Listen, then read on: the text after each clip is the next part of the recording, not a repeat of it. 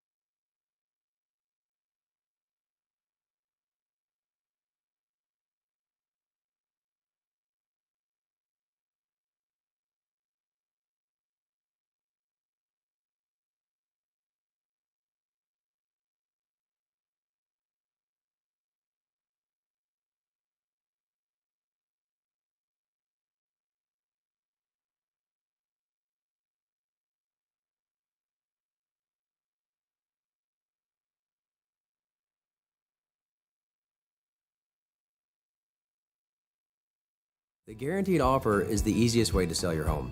It's really simple. We bring you an all-cash offer. You close in as little as 21 days. No home inspections, no lock boxes, no open houses. Go to markspain.com to get a guaranteed offer and start packing.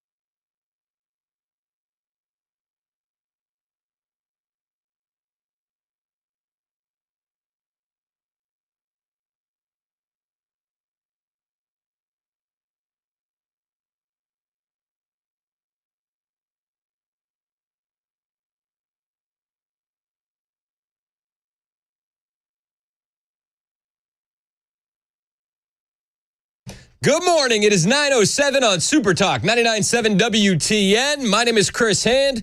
You can find me on Twitter, True Social, Instagram, at Chris Hand on air. AOC, is she pretty or not, Mason? What do you think? See, personality is a big thing, and personality just drops it for me.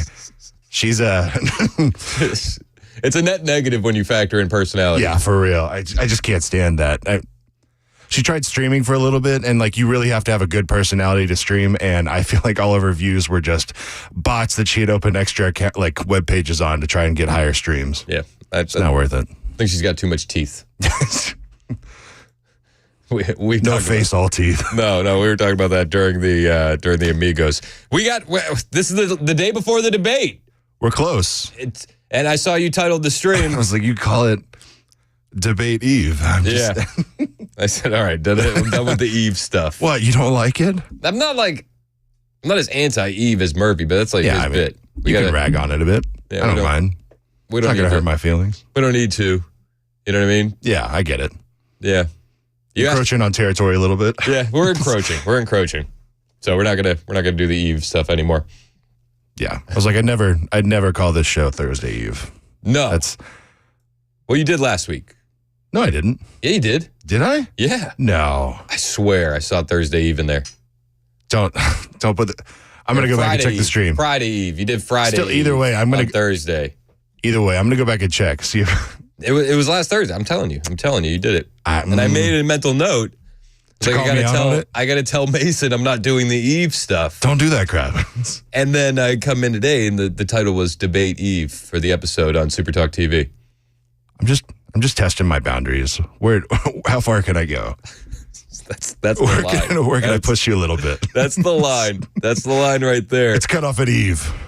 Nothing past it. I mean, nothing else came to mind? Nah, I don't know. I thought about mentioning something about taking shots for every time Joe stumbles over his words. Just a nice little shot for every.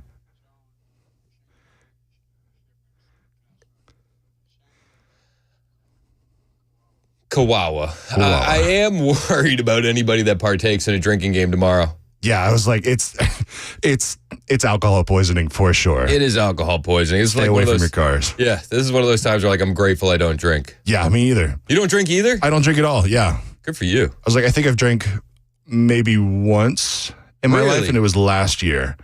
Based. Yeah, it's just not my thing. It's not my thing. It doesn't help that my first drink was jungle juice of all things. Oh, geez. Yeah, we were having a Halloween party. My roommates were like, this is going to be the best thing you've ever had for your first drink. And I was like, okay, guys, I'll try it. Whatever. It was, I think, vodka, tequila, rum. Oh, my gosh. Some orange juice, pomegranate juice, and a bunch of fruit thrown in there. And then I got to it later in the night after it had kind of fermented, sat for a little bit. Yeah. And then it was not good. It was not good. No. And then we had too much of it just because nobody really enjoyed it. And so it sat in our house in like jugs and little jars for like a good 4 months after the party. Oh, that sounds awful. It was gross. It was gross. Sounds awful. So, yeah, kind of a good reason not to drink anymore. Or at all, in my opinion. Yeah. Yeah, I agree with that. Yeah. Speaking of gross, did you see that Adam Kinzinger officially endorsed Joe Biden? No, I didn't, but that... It tracks, right? Yeah, absolutely. And then Mandis is getting invited to a anti-Trump conservative dinner. Did you hear that that's happening? No, I didn't. July 2nd. Right before Independence Day. I don't understand what these people are doing. I don't think they do either. How are you conservative but anti-Trump? I don't know. Yeah, just his... I understand that people would have rather had another candidate, right? And I totally get that. But at this point, it's Trump or bust. Like the time to be anti-Trump is over. And I understand people don't like his personality. They don't like his bombasticness. They don't like the way he just says whatever he's thinking and is ruthless. But we're past that. We're past the primaries. Yeah, and if you don't vote for him and at least look at the policies that the Republican Party are bringing through with it and whatnot, you're throwing away your vote. You're throwing away your vote. It's not like we're going to reassign a Republican candidate right at the end here. I have more not the Democrats. I have more respect for the RFK bros out there than I do for the anti-Trump conservatives. Yeah, absolutely. I even honestly, I have more respect for the riding with Biden, vote blue no matter who, because at least they stand by. They're devoted, yeah, they do. But Adam Kinzinger, he put this out. I'm Adam Kinzinger, and I'm a proud conservative. One lie. That was 3 seconds in. He's already lying. I'm a proud conservative. I'm Adam Kinzinger, and I'm a proud conservative. I always have been. As a proud conservative, I've always put democracy and our Constitution above all else. And it's because of my unwavering support for democracy that today, as a proud conservative, I'm endorsing Joe Biden for re-election. My entire life has been guided by the conviction that America is a beacon of freedom, liberty, and democracy. So while I certainly don't agree with President Biden on everything, and I never thought I'd be endorsing a Democrat for president, I know that he will always protect the very thing that makes America the best country in the world, our democracy. Beta, absolute beta, soy boy. It was weird. He's a soy boy. No, absolutely. Beta. What are you doing? Hope the CNN paychecks are worth it. I really do. Because everything that we have learned is everything we knew was going to happen. The border's wide open. We're at war all over the world. We're disrespected by our allies. We're disrespected by our enemies. We look plain old goofy whenever Biden goes out and does anything. And by the way, it's now officially official. He didn't win on his own, by his own merits. In fact, the congressional report just dropped, and spoiler alert, the CIA interfered in the 2020 election. They colluded with the Biden campaign to discredit the Hunter Biden laptop story. Again, something you knew, but now it's in black and white in ink. The CIA interfered in the 2020 election by colluding with the Biden campaign to discredit the Hunter Biden laptop story, a congressional report found yesterday. Interesting. See, the CIA colluding to interfere in elections? Where have you heard that before? So weird. CIA Deputy Director Michael Morrell acknowledged to Congress during its investigation of the incident, it's inappropriate for a currently serving staff officer or contractor to be involved in the political process. Yet they were. In 2020, 51 ex-spies signed an infamous letter that called Hunter Biden's laptop Russian disinfo. Biden even used it in the debate. Well, current Secretary of State Antony Blinken allegedly coordinated the story for political purposes. CNN reporter Natasha Bertrand wrote the infamous and now discredited Politico story that used dozens of former intel officials to push a false and misleading narrative about the origins of Hunter Biden's laptop. Is this not using propaganda on American citizens? Should these 51 officials face criminal charges? This swung the election. Absolutely, without a doubt. President Joe Biden even cited the story during the debate with Trump in 2020 to discredit the contents of the laptop.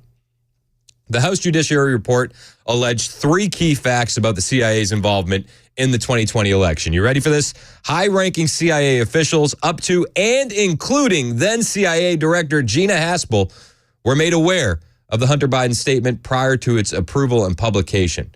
Because several former senior intelligence officials signed the statement, the PCRB sent the draft statement to the CIA's then chief operating officer, Andrew McIdris, who said he subsequently informed then Director Haspel or then Deputy Director Von Frederick Bishop that the statement would be published soon. So senior CIA leadership had an opportunity at the time to slow down the CIA's process for reviewing publication submissions and ensure that such an extraordinary statement was properly vetted. They didn't. 2, some of the statement's signatories, including Michael Morrell, were on active contract with the CIA at the time of the Hunter Biden statement's publication. Throughout the course of the committee's investigation, the signatories claimed to not have had access to any classified information when asserting that the allegations surrounding Hunter Biden's laptop had all the hallmarks of Russian disinfo. However, at the time of the statement's publication, at least two signatories, Morell and former CIA Inspector General David Buckley, were on the CIA's payroll as contractors. Due to purported operational concerns, the CIA declined to declassify the entire universe of signatories who were on active contract. In addition, some of the signatories to the Hunter Biden statement also had a special green card access to the CIA at the time of the statement's publication, allowing them to gain entry to secure CIA facilities. 3, after publication of the Hunter Biden statement, CIA employees internally expressed concern about the statement's politicized content, acknowledging it was not helpful to the agency in the long run. Gee, you think? At least one employee found it interesting to see what was submitted and approved when discussing media talking points that the statement's co-author, former senior intelligence service officer Mark Polymeropoulos, submitted related to the statement. When discussing Polymeropoulos' talking points, another CIA official stated, "It appears he is actively involved in a pro-Biden campaign and may be disclosing classified information in his efforts." The CIA's internal review board, known as the Pre-Publication Classification Review Board, the PCRB, determined that Polymeropoulos' talking points contained classified information that had to be removed prior to the publication. This is where we're at. The CIA actively colluding to discredit the Hunter Biden laptop story. 71% of Americans believed that accurate reporting of Hunter's laptop from hell could have altered the 2020 presidential election. That was revealed in 2022. They lie to us constantly. We know that. And yet there are guys that claim to be conservative and they're going to go out there and vouch for Biden after everything he's done. After he won the election in 2020 because of the media and the, not just the media, but social media companies putting their thumbs on the scales, discrediting that laptop story. We don't even have to get into the questions of voting machines and ballots. We don't have to go down that line because you can point to this and say it wasn't on the up and up. Clearly wasn't on the up and up, and the CIA was involved. Wild times.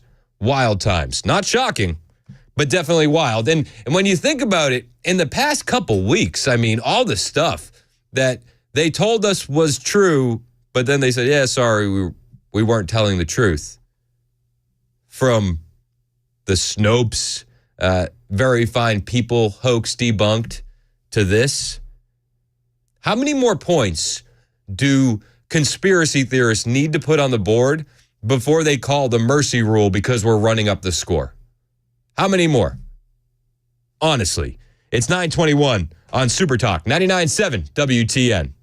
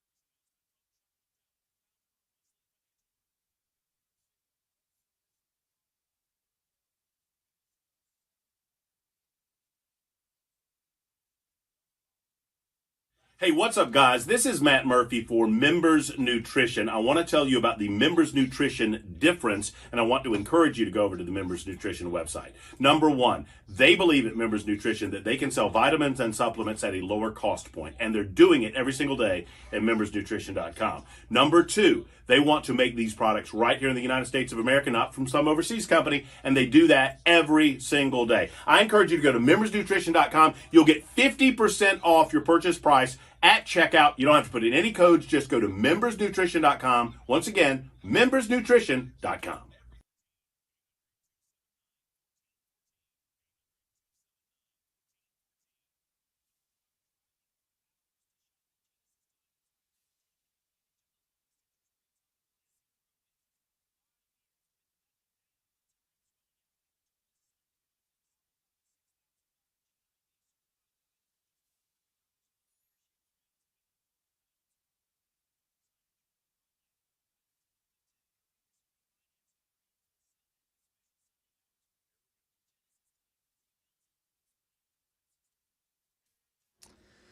U.S. Supreme Court rules in favor of the Biden administration on social media disinformation. Coming up at 9:30 on Super Talk 99.7 WTN. Thank you, Ken. It's 9:26 on Super Talk 99.7 WTN. My name is Chris Ann. Great text here from Terry in Kentucky. Chris, don't forget, Dana Bash's husband was one of the 51 former intelligence agents that signed that letter. How is she still one of the CNN debate moderators? Well, it's by design, my friend. It's by design. Donald Trump was asked about the debate during an interview yesterday, and he made some interesting points. He was talking about CNN has actually a lot at risk. They actually really do need to be fair, and I kind of get the sentiment, but I don't know if I believe it. He was also asked, how is he preparing for the debate? I think I've been preparing for it for my whole life, if you want to know the truth. And I'm not sure you can lock yourself into a room for 2 weeks or 1 week or 2 days and really learn what you have to know. And I've been through it. I've been, a popular president. We had some great elections and some amazing, number of votes. Nobody got more than we got. And, I know the subject. Now, they make it cute because it's obviously at CNN, and I call it fake news for a long time. We'll see how they do it. I think they have a lot at stake, to be fair. I think they have to be fair. But we'll see how we do. I think we'll do very well. We've done well in the past, and I think we'll do very well. I know the subject matter, but I don't think, Corey, you can just lock yourself in a room like some people do and think you're going to come out okay. It doesn't seem to work that way. No, I don't think it's going to work. And I was listening. I listened to all the shows. I listened to all the clips that go around. And Greg Gutfeld had the best take. The fact that Joe Biden can disappear for a week to prep for this debate, it shows that he's not actually running anything and that he's not missed at work when he's gone for a week. The big story here is obviously he's taking a week sequestered from his actual job to prep for 90 minutes. That's weird. I mean, it's just weird. And the media's like, oh, this makes sense. Sure, this makes sense. And you fill them up with all these details. So you don't just let that sink in. This guy needs to leave his job for a week. What does that tell you? That he won't be missed because it's no different whether he's there or not. That's the best take that I've heard on Biden prepping for an entire week, 2 weeks to get this thing going. And he's prepping by standing up for 90 minutes. That's part of the prep process for Joe Biden. How is Joe Biden needing this much time to prep? He's been president, right, for the last 3 years. He prepped for debates against Trump in 2020. How much prep does he actually need? And how much is he actually doing when he can disappear for a week? And when you look at his whole track record as president, with how much time he's spent away from the White House, how much is he actually doing? Well, I think we all know the answer to that. Spoiler alert, not a whole lot. It's 9:30 on Super Talk 99.7 WTN.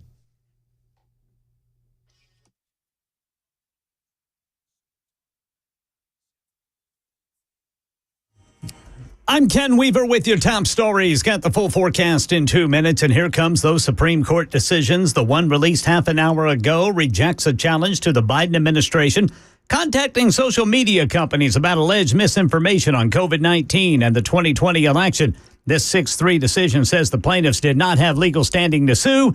The three other votes, that was Justices Samuel Alito, Clarence Thomas, and Neil Gorsuch dissenting.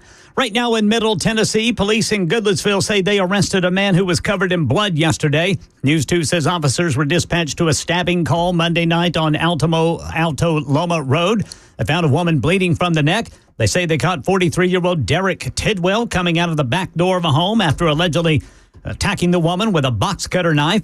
The girlfriend rushed to the hospital with critical injuries to her neck. She says they started fighting after she arrived home from a night out. Tidwell, charged with attempted criminal homicide, remains jailed on a $150,000 bond. That's the latest news. Weather is next. I'm Ken Weaver, WTN News.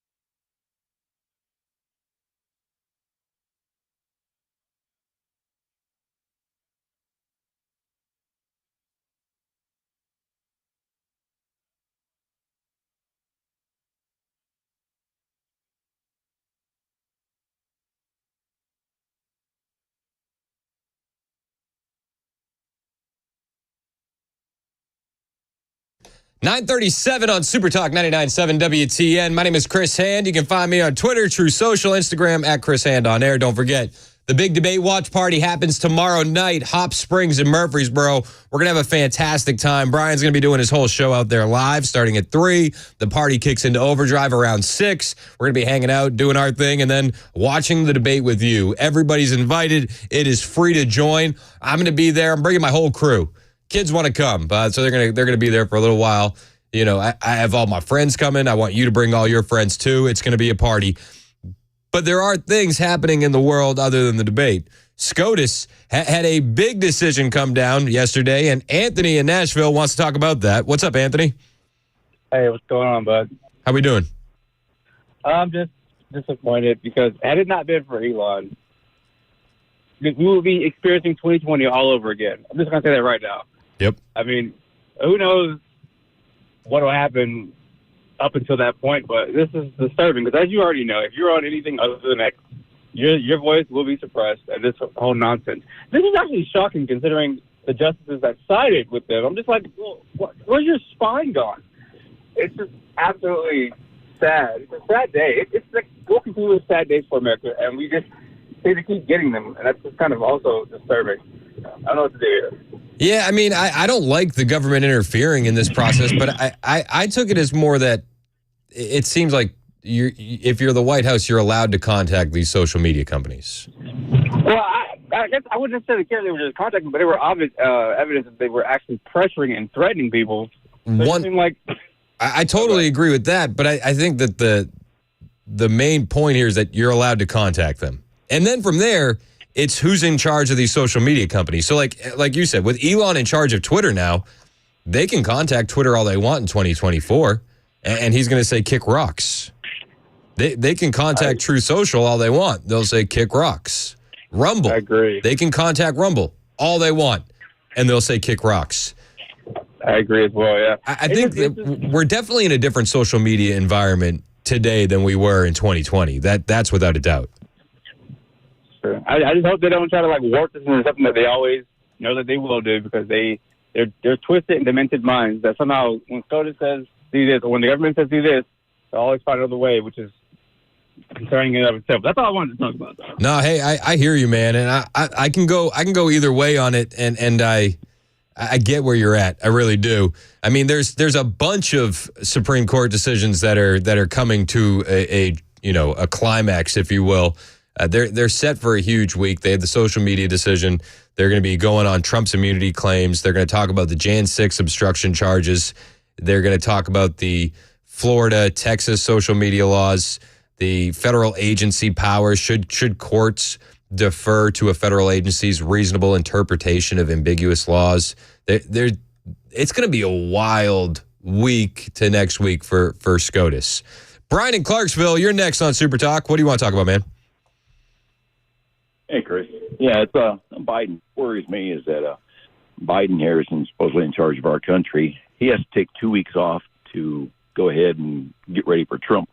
What happens if North Korea or Russia decides to go ahead and do something they ain't supposed to be doing? How long does he get on take off before he actually does action to that? Yeah, and I mean, with Russia, it's like, could you even blame them right now? Under the Biden administration, they're supplying the bombs that are bombing inside Russia.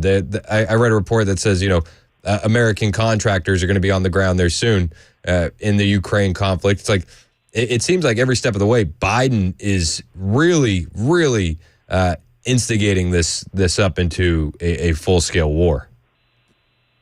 Yep. Yeah, I agree with you. It's crazy times. Absolutely crazy. I appreciate the call, Brian. And as far as Biden's mental state, I mean, it's a train wreck. It's an absolute train wreck. But they still send out his surrogates. Adrienne Elrod, who's the campaign spokeswoman, she was on CNN, and they asked her about a drug test. If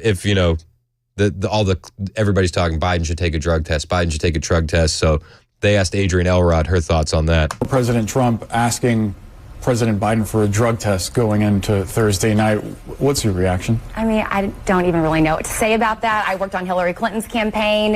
She also debated him very effectively. He accused her of being on drugs. I don't remember that. Do you remember Trump accusing Hillary Clinton of being on drugs? Maybe I missed it, but she completely deflects from the actual question, which everybody understands Joe Biden's going to be on something, right? I think we can all agree on that. He has to be on something.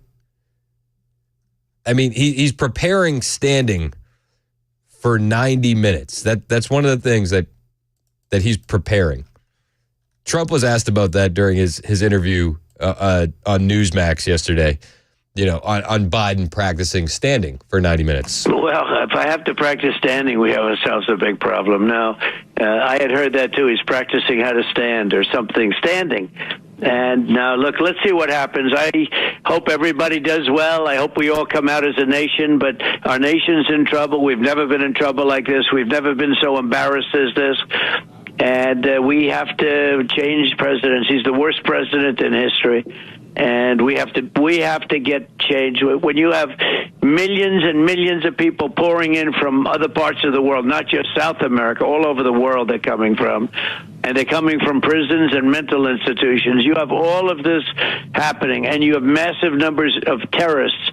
This is not going to end well. This is not what they've done and what they've unleashed. The Democrats, Biden, whoever's running government for him, because I don't think he's running it. But whoever's running government, what they've done to this country will never be forgiven. No, it won't. And he's destroyed the country in 3 short years. He's absolutely destroyed the border. The border is an absolute joke right now. An absolute joke. Rachel Marin, her mom torched Joe Biden. Torched him. Patty is her name, and as you know, her daughter, 37 years old, Rachel Marin, mother of 5, was murdered, allegedly at the hands of an illegal alien. And she says that Joe Biden is disinterested in the plight of American victims when it comes to illegal immigration. Oppositely, she said former President Trump called her to offer his condolences. On August 5th, 2023, Rachel Marin headed out for a walk. She didn't return home. The following day, her body was found. She's the mother of 5. Mother of 5. And her mom said, it's like they're pretending these immigration problems don't exist and people aren't being harmed and killed by their policies. The victims are those that are being killed, but also their loved ones that are left behind. It's devastating the community. On 3 occasions, Border Patrol agents apprehended Martinez Hernandez, who is the suspect in Rachel Marin's murder and rape. Twice in January in New Mexico and Texas as well, once in February in New Mexico. Each occasion, he was returned to Mexico. Sometime after, he came back. Again, crossing the border, making his way into California. In California, he allegedly assaulted a woman and her child. And then he went to Maryland, where now he's accused of raping and murdering Rachel. But you don't hear anything from the left on this. You don't. And Rachel Marin's mother, Patty, said Biden hasn't really shown any concern for anything the American people have voiced on this issue. He's sitting in an ivory tower, and we're just down here. He's not connected with the everyday person. When asked about Trump, she said Mr. Trump was actually very genuine. I think you can tell in a person's voice, from his voice, he sounded genuinely concerned, as if he himself had experienced the loss. There's a huge difference between these two candidates. A huge difference. Biden doesn't care. He cares about keeping power. The left doesn't care. They care about keeping power. And in one of those other horrifying cases, the 12-year-old girl, Jocelyn, she was raped and murdered by illegal aliens. And on yesterday, Fox News, America's Newsroom, they had the Harris County District Attorney on, and she stated, we see a great deal of violence committed by illegal aliens, and the killing of Jocelyn Nungary was bound to happen. She also said border prosecutors, sheriffs, local law enforcement, they're under tremendous pressure because of the additional crimes being committed by these people streaming across the border. Just want to say Houston is a huge international hub here in the Southwest, and we attract people from all over the country. Unfortunately, We see a great deal of violence committed by illegal immigrants, and we see as many victimized by other illegals and regular people here. So it's an enormous problem. This was bound to happen, she said. It's one of those things that as an elected prosecutor, you're waiting for the other shoe to drop. I'm just sick and sickened that this little girl was the innocent victim of these two monsters. I've watched video of Jocelyn's mother talking about her daughter, and it's just heartbreaking. I mean, I have a 10-year-old daughter myself, and it's like, when is somebody going to do something about this? We have the resources, we have the manpower, we have the laws on the books that this can be fixed, but they don't. And all of these victims is just collateral damage to the left in their agenda of importing new voters. They don't care about you. They don't. They don't care about Jocelyn. They don't care about Rachel Marin. They don't care about Rachel's 5 children who are going to grow up without a mother. They don't care. They care about power. Trump released a 4-minute video of all of the news clips of crime caused by illegal aliens in June alone. It was 4 minutes long. Too long to play. But every day you see new crime. And it's getting to the point where it's like, it's becoming wallpaper. Like you don't even notice it. I saw a story, an illegal alien left 2 men blind in New York after an incident. An alleged MS-13 gang member indicted for an attack that blinded 2 men. Prosecutors tell us Gensel Soler Avila stabbed the men in the eyes and face following a fight at a Huntington Station bar. This happened last December. Now, one of the alleged victims had to get a prosthetic skull and more than 50 staples in his head. The craziest part about this story is that as horrific as it is, 2 men being blinded by an illegal alien, one of the men needing a prosthetic skull, I've heard worse. I've heard worse. This is not a shocking story to me. This is just another story. 2 men left blind. 1 man needs a prosthetic skull. And I see so many of these headlines, I was like, oh, geez.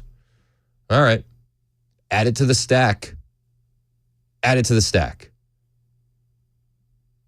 You have young girls being raped and murdered. You have a mother of 5 being raped and murdered. You have 2 men being blinded by an illegal alien in New York. And the one where the guy gets blinded, I'm like, oh, okay. Doesn't seem as big of a deal. But that's how used to this crime we're getting. And the left, what do? They don't do anything. They blame Republicans. They blame the left. And they're going to lean in as we get closer to November on these emotional arguments, right?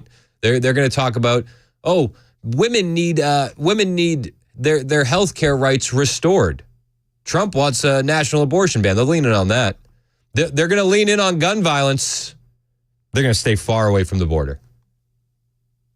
Because they want to manipulate people through emotions, right? That's all they can do. And that's what they're doing. That's what they're doing. In fact, Biden's Surgeon General has declared gun violence a public health crisis. Did you hear that? I have the audio from that and a little bit of a breakdown on the way. Hang out with us. It's 9:50 on Super Talk, 99.7 WTN. Hey, it's Chris Hand for my friends at Busy Bee Plumbing, Heating, and Cooling. You know the guys at Busy Bee. I know the guys at Busy Bee. Are you a Beehive member yet? If you're not, why? It pays for itself, and it's that time of year where if you don't have your AC maintained the right way, the Busy Bee way, it's not running at maximum peak efficiency, and you're essentially waiting for a problem to pop up, and you don't want it to pop up at this time of year with this heat in Middle Tennessee. Don't wait for that problem to pop up. Become a Beehive member today. Get your 3 annual tune-ups. It's only $99 to join the Beehive Club. And you get 3 annual tune-ups, 1 for your heating, 1 for your cooling, 1 for your plumbing, a 10% discount on all repairs, priority front-of-the-line service, a $100 annual accrued replacement credit with a maximum of $1,000, no overtime or holiday fees, and exclusive Beehive member promotions. It will pay for itself to become a Beehive member. And if you find yourself in an unfortunate situation right now where you need to replace that AC, who are you going to call? Well, Call my friends at Busy Bee. You're not going to find a better value on replacement systems. They offer up to 12 months with no payment, no interest, with approved credit. It is the move to call Busy Bee for all your HVAC needs. Busy Bee's your Rude Pro partner. For satisfaction guaranteed, call Busy Bee Plumbing, Heating, and Cooling, 615-775-7833. That's 615-775-7833. Online at busybeehvac.com. Hey, it's Dan Mandis, and I am so glad that California Closets has fixed my closet catastrophe. After exact measuring and planning, they came over and got to work. Yeah, once it was all plotted out on their 3D CAD system, the pieces are measured, cut, and precisely installed into my space. It was clean, fast, and professional, and above all, my new closets look and function great. Now, this was my dormer, and now this is my new dormer thanks to California Closets. Look at all of this added space for shirts and shoes, you name it, and it is cut so precisely, simply amazing. And my old closet that has now been reborn as the ultimate in style and functionability, making the best use of the space that I had. They can work on just about anything: bedrooms, garages, home offices, closets, pantries, and so much more. Find them online, CaliforniaClosets.com, and see what they can do for you. You can schedule a free design consultation. Mention my name, CaliforniaClosets.com.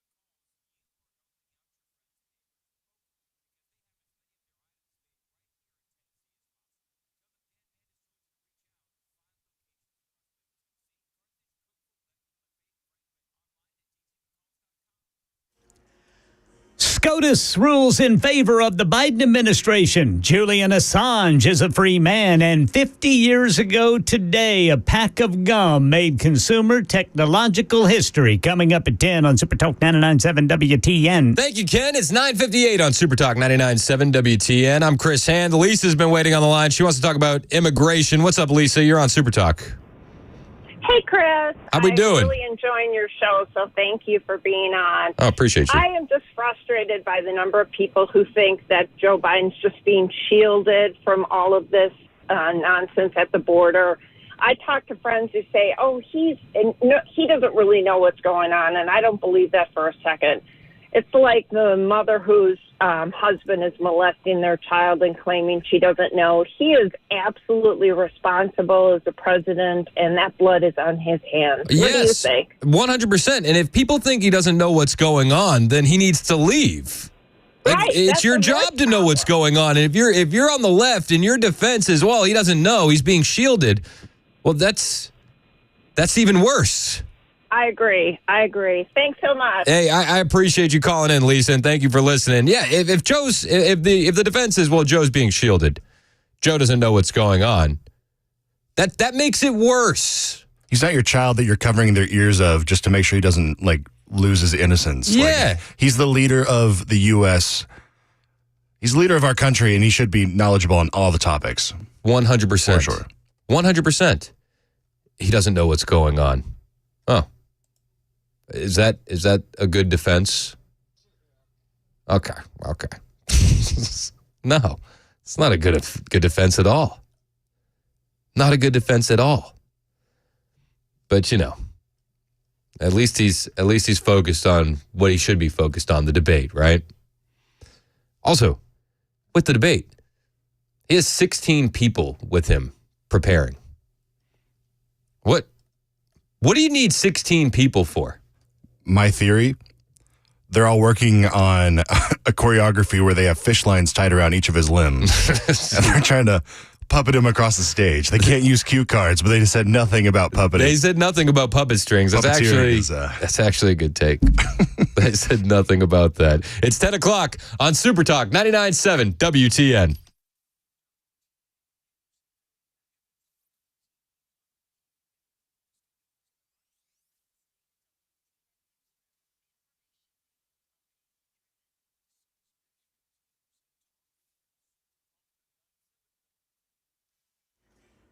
Ten o'clock on the dot. I'm Ken Weaver with your top stories. Got the full forecast in 2 minutes. Right now in our nation's capital, the U.S. Supreme Court has ruled in favor of the Biden administration in a social media disinformation case. The 6-3 decision says there is no legal standing for the court to decide a Republican-led challenge to the Biden's communications with social media about alleged COVID and election misinformation on their platforms. Justices Samuel Alito, Clarence Thomas, and Neil Gorsuch dissented. Right now in Australia, WikiLeaks founder Julian Assange is a free man. Before a judge in an outback corner of the Pacific, Assange pleaded guilty to finally secure his liberty. His lawyer, Barry Pollack. In the 100 years of the Espionage Act, it has never been used by the United States to pursue a publisher, a journalist like Mr. Assange. Mr. Assange revealed truthful, important, and newsworthy information, including revealing that the United States had committed war crimes. Pollack says WikiLeaks' work will continue. As Tom Rivers reporting from the Foreign Desk in London. And it was 50 years ago today that a package of gum made consumer technology history. Here's Mike Dubusky. It's a sound that may fade into the background at many stores today, but 50 years ago, that beep marked the first use of a consumer barcode. It happened at Marsh Supermarket in Troy, Ohio, where a customer bought a 10-pack of Wrigley's chewing gum. Today, more than 10 billion barcodes are scanned every day, but recently there's been a movement to move over to QR codes, with more than 20 companies signing on to accept the newer technology at checkout by 2027. That is the latest news. Weather is next. I'm Ken Weaver, WTN News.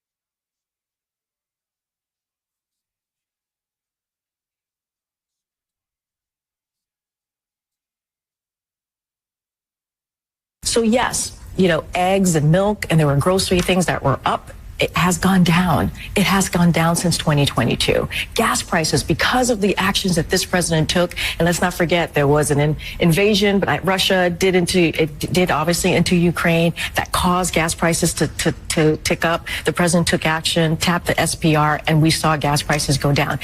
The president has met the moment with every issue that we have had in front of us. The president has met the moment with every issue we've had in front of us.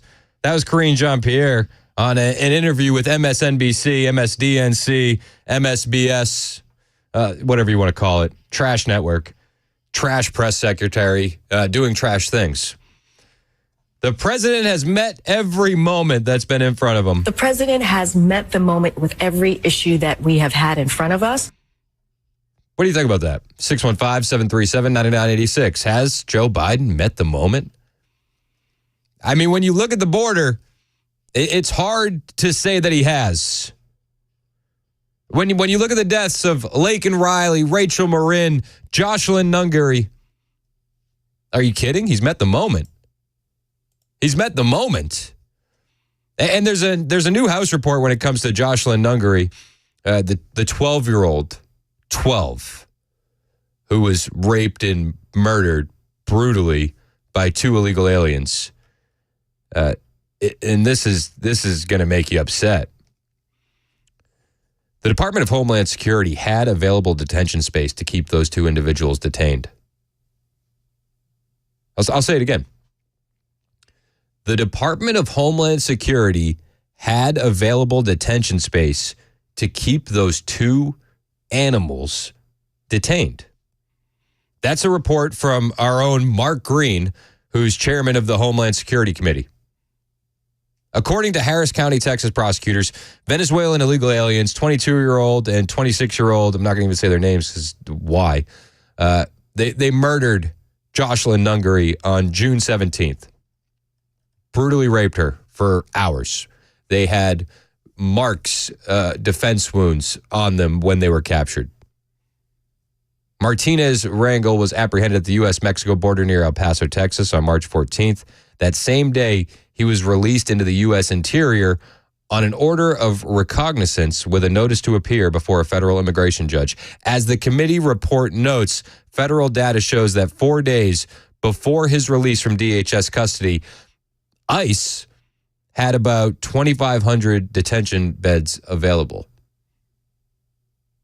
They had the room to detain this guy, and they let him go. Same deal with the other one. On May 28th, Pena, the other alleged suspect, was apprehended at the border near El Paso. That same day, he was released into the U.S. Interior on an order of recognizance with a notice to appear before a federal immigration judge.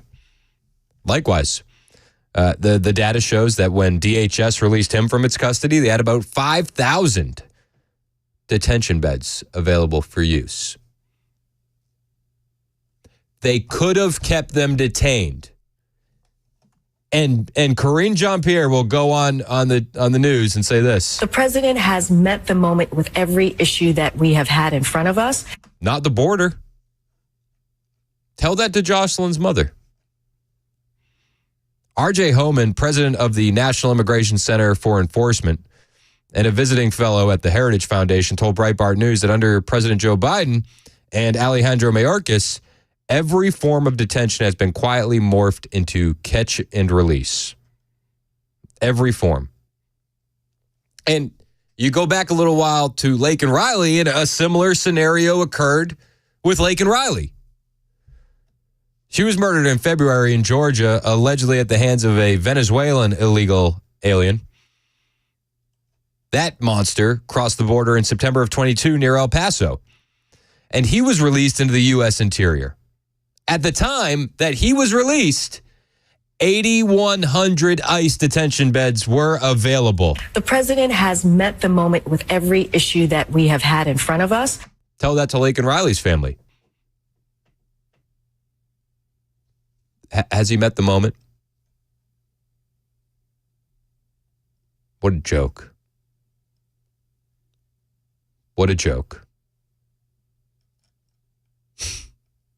It's so sad. You have a 12-year-old girl raped and murdered, Laken Riley raped and murdered, Rachel Marin raped and murdered, and they could have kept these monsters detained. They could have kept them detained. They could have kept them detained. R.J. Homan, who's the president of the National Immigration Center for Enforcement, went on to say that not only do Biden and Mayorkas refuse to fill all ICE detention beds provided by Congress, they don't properly use alternative forms. GPS monitoring has plummeted, and many illegal aliens, like these murderers, are often quickly unenrolled. The president has met the moment with every issue that we have had in front of us.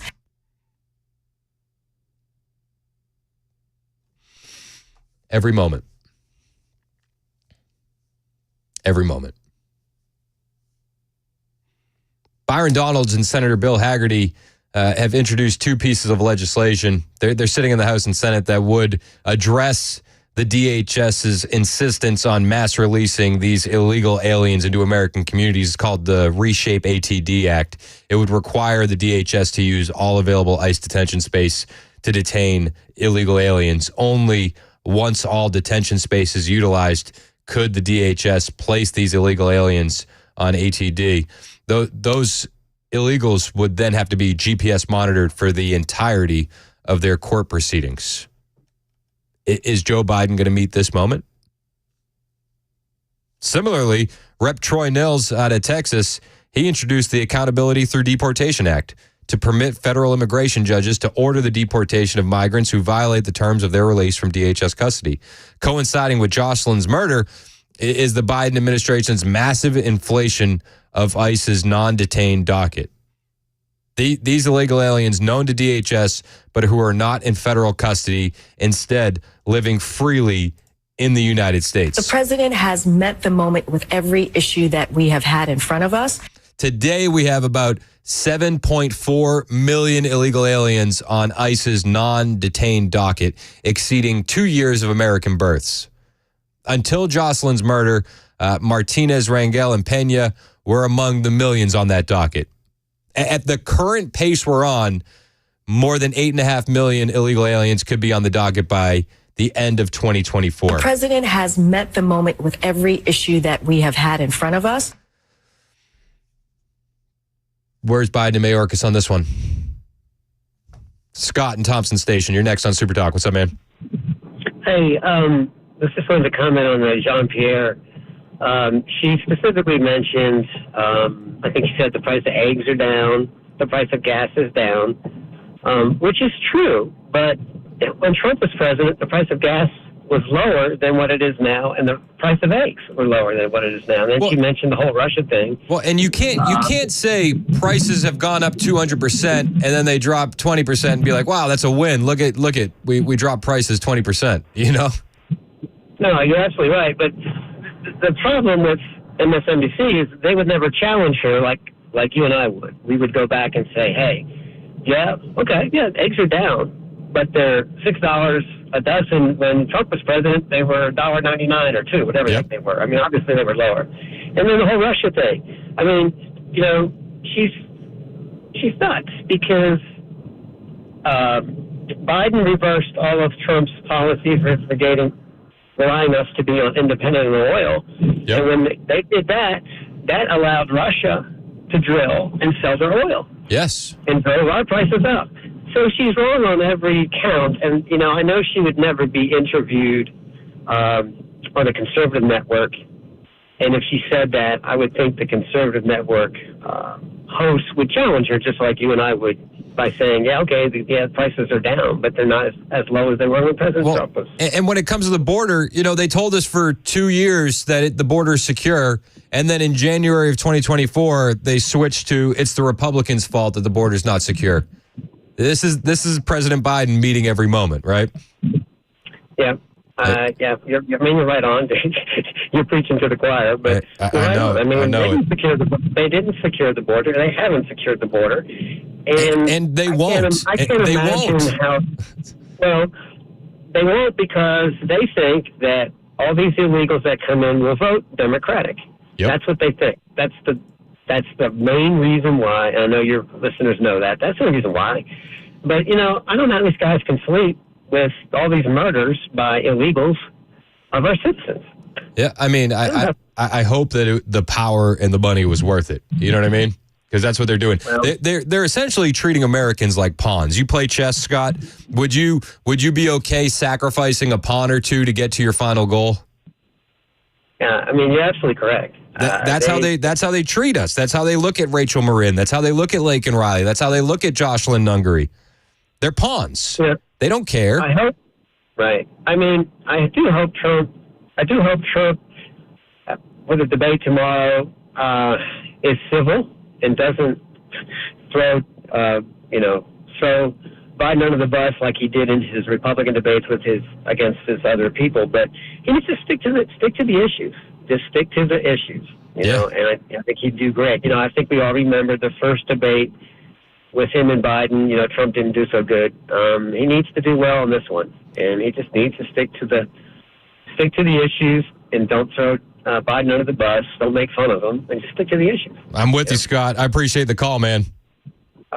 The president has met the moment with every issue that we have had in front of us. Every issue. Dave in Hendersonville, do you agree with that? Man, that girl lies so much. Well, we really can't just say she lies so much. The whole Democratic Party lies. Every time you see them on TV, they're lying. Do you think they know they're lying, or do you think that they believe that they're telling the truth? They absolutely know they're lying, Chris. I mean, I talked about the border. She's acting like it was a big deal that he went in and took oil from our reserves, which is in there, in case something happens and we actually, we really need it. He's depleted it down to where it's almost nothing. After Trump filled it up with a little bit of nothing compared to what, other presidents have. But these guys coming across this border and killing our kids, if it was up to me, Chris, first thing I would do is castrate them, and then I would take and find the biggest ant hill I could find, and I would strap them down on top of that for about 8 hours, 10 hours, and then I would just hang them. When you read, and I'm not gonna reveal the details on air because it's pretty graphic. When you read the details of what happened to the 12-year-old Jocelyn Nungary at the hands of those two monsters, what you described, Dave, would be too good for them. It would be too good for them. I mean, I would feel sorry for the ant that you strapped them down to the top of. Me and you both. I would keep the rope and I would use it on each and every one of them. I hear where you're at, and I think your anger is absolutely justified. I appreciate the call, Dave. Take it easy, brother. All right, man. You too. My man. Let's go to Steve in Sparta. You're next on Super Talk. What's up, Steve? Yeah. Oh, you there, Steve? Can you hear me okay? Yeah, what's going on, man? Oh, okay. What I'd like to ask is more like a favor. We realize all the things that are going on, and every day we get reminder after reminder of how our country is so messed up. What would be the possibility of looking into a situation, let's say like these immigrants that have killed people, and let the public know, instead of just throwing us out there and feeling vulnerable that, oh my God, again and again, find out if there is a hope, a possibility, a best case scenario where these people may be brought to justice. Or are they just going to be slung out there and do as they please for as long as they please?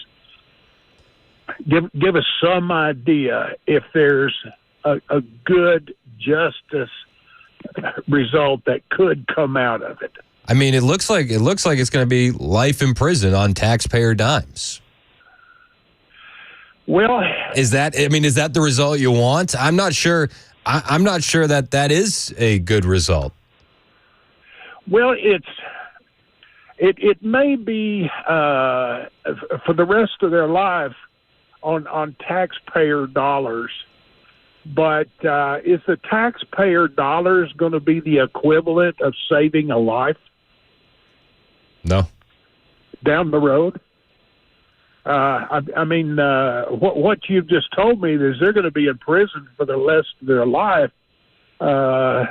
Taxpayer dollars or whatever, at least they're not put back out into the system to do this again and again. No, I mean, I hear that, but it's just infuriating. So now, not only have they broke into our country illegally, not only have they murdered and raped a 12-year-old, a mother of 5, a college student, the list goes on and on and on, right? Those are the high-profile cases. But now we're on the bill for 3 hots and a cot for the next 60 years. I understand that. That's infuriating to me. That is infuriating to me. Well, it is me too. I mean, there's no question about it, and I can't help but sit back and blame Biden's indifference to the American people. It's a sad situation, but yeah. It is. It's heartbreaking, and I feel for the families, and I feel for the victims, and I appreciate your call, Steve. But as far as Biden goes, he's made it perfectly clear illegal aliens are a level above American citizens. It's 1022 on Super Talk 99.7 WTN. Hey, it's Chris Hand for my friends at USS United Structural Systems. They have been doing foundation repair and waterproofing in Middle Tennessee since 1994. They're your foundation repair and waterproofing experts. They have more than 25,000 satisfied residential customers. Now, you may not know if you need foundation repair or not, but walk around your house, when it's this hot and dry weather, look for these warning signs. Are you noticing soil cracking and kind of pulling away from your home? It leaves holes or gaps next to your foundation. Maybe your bricks are cracking, or your walls are bowing, or your chimney is starting to lean. Well, those are signs of a possible foundation issue, and that's your house trying to tell you something. Call the guys at USS to take a look, because if you put this off, it's not going to get better on its own. The guys at USS will come to your home and offer a full solution for you. They'll come in, break it down with a free estimate, and then from there, you're off and running. No down payment. They have financing available. The warranties are transferable, so they stay with your home even if you move out. And they've been doing this, again, in Middle Tennessee since 1994. They're not going anywhere. When you work with the new guy in town, you have no guarantee if they're still going to be around if you ever have a warranty issue. You don't have to worry about that with USS. They're in the community. They raise their kids. They raise their families here. They're not a franchise, and they're going to make a custom solution to meet your needs. You're not going to pay until the work is done and you're satisfied. So if you need some help with foundation repair, if you have a sinkhole on your property that you're tired of looking at, if you need basement wall realignment or anything to do with your crawl space, the guys at USS guarantee their best. They're going to take the stress out of your home repairs. USS, keeping homes dry and stable. Call 615-488-7855. That's 615-488-7855. Online at USSTN.com.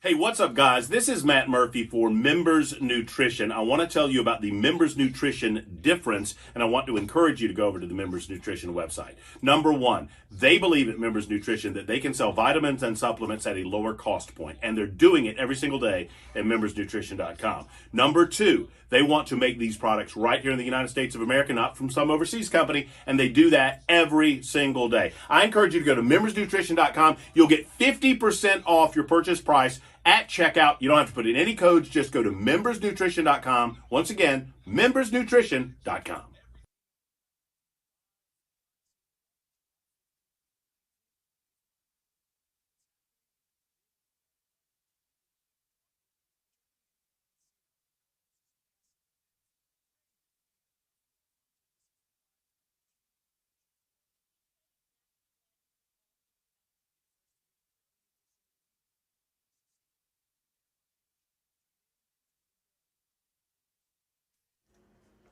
SCOTUS rules in favor of the Biden administration, and major loss in the entertainment world for many Gen Xers. I'll tell you about it at 10:30 on Super Talk 99.7 WTN. Thank you, Ken Weaver. It's 10:27 on Super Talk 99.7 WTN. We're talking about Biden on the border. Jared Bernstein, who's a top advisor to Biden, you know, they send out the surrogates on the news networks because they can't trust Biden to do these appearances.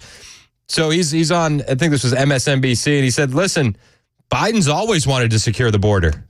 Always. Look, when it comes to immigration, the president has always had a twofold program. Secure the border and make sure we have a welcoming path of legal immigration for people who want to be part of the fabric of this country, of this economy, of our culture. That's something the president has been committed to since he got here.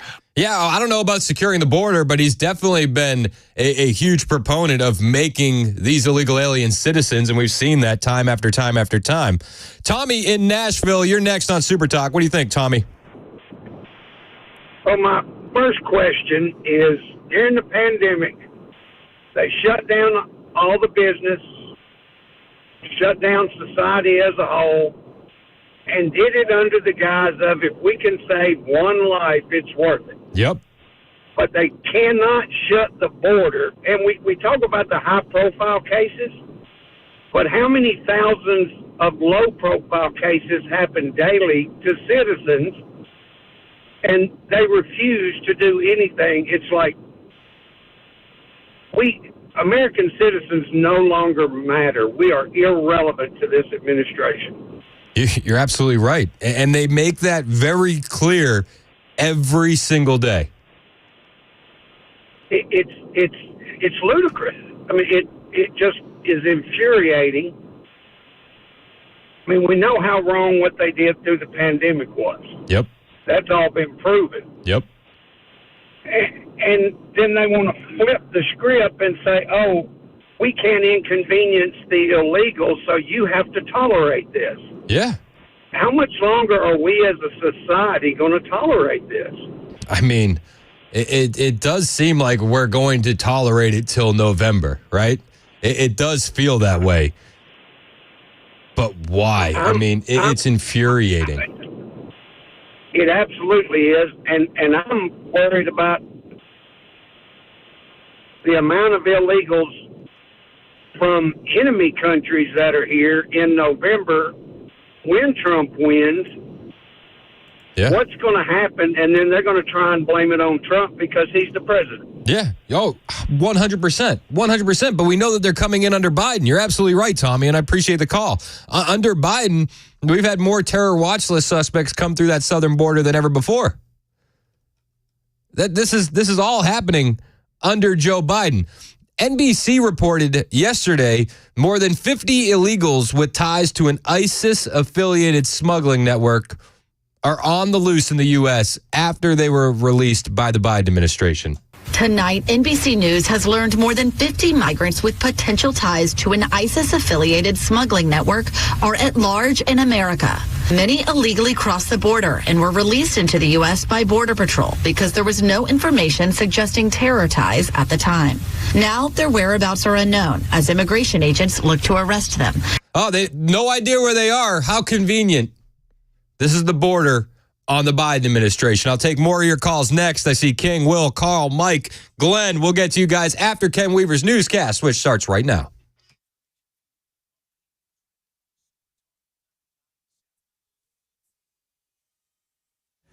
.30 on the dot. I'm Ken Weaver with your top stories. Got the full forecast in 2 minutes. And right now in our nation's capital, the Biden administration cannot be sued for talking to social media companies about alleged COVID and election misinformation on their platforms.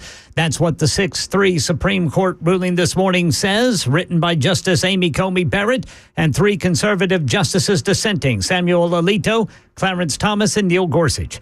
The UN threatening to suspend all aid operations across the Gaza Strip if Israel does not take, quote, urgent steps to better protect humanitarian workers. Hamas and other armed gangs are stopping the trucks, endangering the lives of humanitarian workers, but the UN is blaming Israel. Entertainment news, Gen Xers everywhere may be mourning the loss of Spencer Milligan.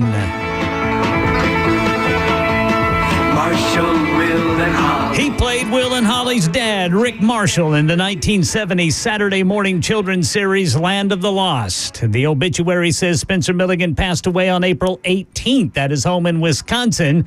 The cause of death wasn't made public. He was 86. That's the latest news. Weather's next. I'm Ken Weaver, WTN News. Thank you, Ken. It's 10:32 on Super Talk. My name is Chris Hand. I got to tell you about my friends at the Glock store. Now is the time to really be investing in your own personal safety. And if you need a place to go, it's the Glock store. If you visited the Glock store like I have, you know how good the people are at the Glock store. If you haven't visited the Glock store, you really should, especially if you have any interest whatsoever in Glock handguns or Glock performance parts. I mean, there's a reason that they call it the Glock store. If it has anything to do with Glock, anything whatsoever, you can bet it's on the shelf at the Glock store. And if it's not out on the shelf, well, it's probably in the back getting ready to come out because they get all the latest stuff. And when it comes to those performance parts for your own Glock, go to the source. The source is the Glock store, spoiler alert, where your performance parts are installed for free while you wait. And it's not just about the firearm, it's also about the training. And at the Glock store, they have the incredible, incomparable Shoot 270 indoor ranges. It's not a lane range nonsense. They don't do that at the Glock store. It's just you and an instructor in a private shooting room. Your self-defense is going to be your priority. And the training at the Glock store will get you ready for it. I've been to a lot of other gun stores, and a lot of them have indoor ranges, but there's nothing like the Glock store. There's nothing like the Shoot 270 indoor ranges.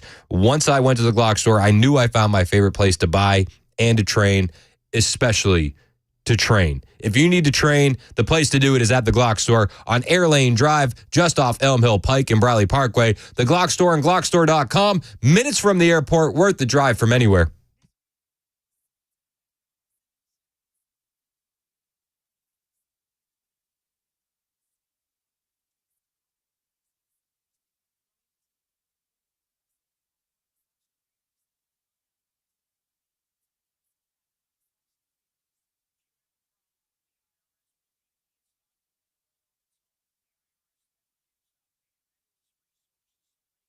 Hey, it's Dan Mandis, and I am so glad that California Closets has fixed my closet catastrophe. After exact measuring and planning, they came over and got to work. Yeah, once it was all plotted out on their 3D CAD system, the pieces are measured, cut, and precisely installed into my space. It was clean, fast, and professional, and above all, my new closets look and function great. Now, this was my dormer, and now this is my new dormer thanks to California Closets. Look at all of this added space for shirts and shoes, you name it, and it is cut so precisely, simply amazing. And my old closet that has now been reborn as the ultimate in style and functionability, making the best use of the space that I had. They can work on just about anything: bedrooms, garages, home offices, closets, pantries, and so much more. Find them online, CaliforniaClosets.com, and see what they can do for you. You can schedule a free design consultation. Mention my name, CaliforniaClosets.com.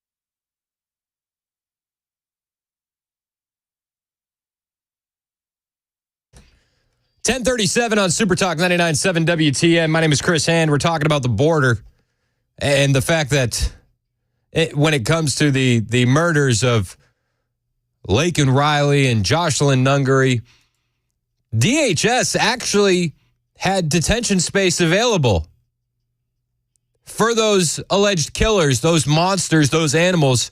They had beds available to keep them detained. In Laken Riley's case, when the illegal alien was caught at the border, they had 8,100 ICE detention beds available.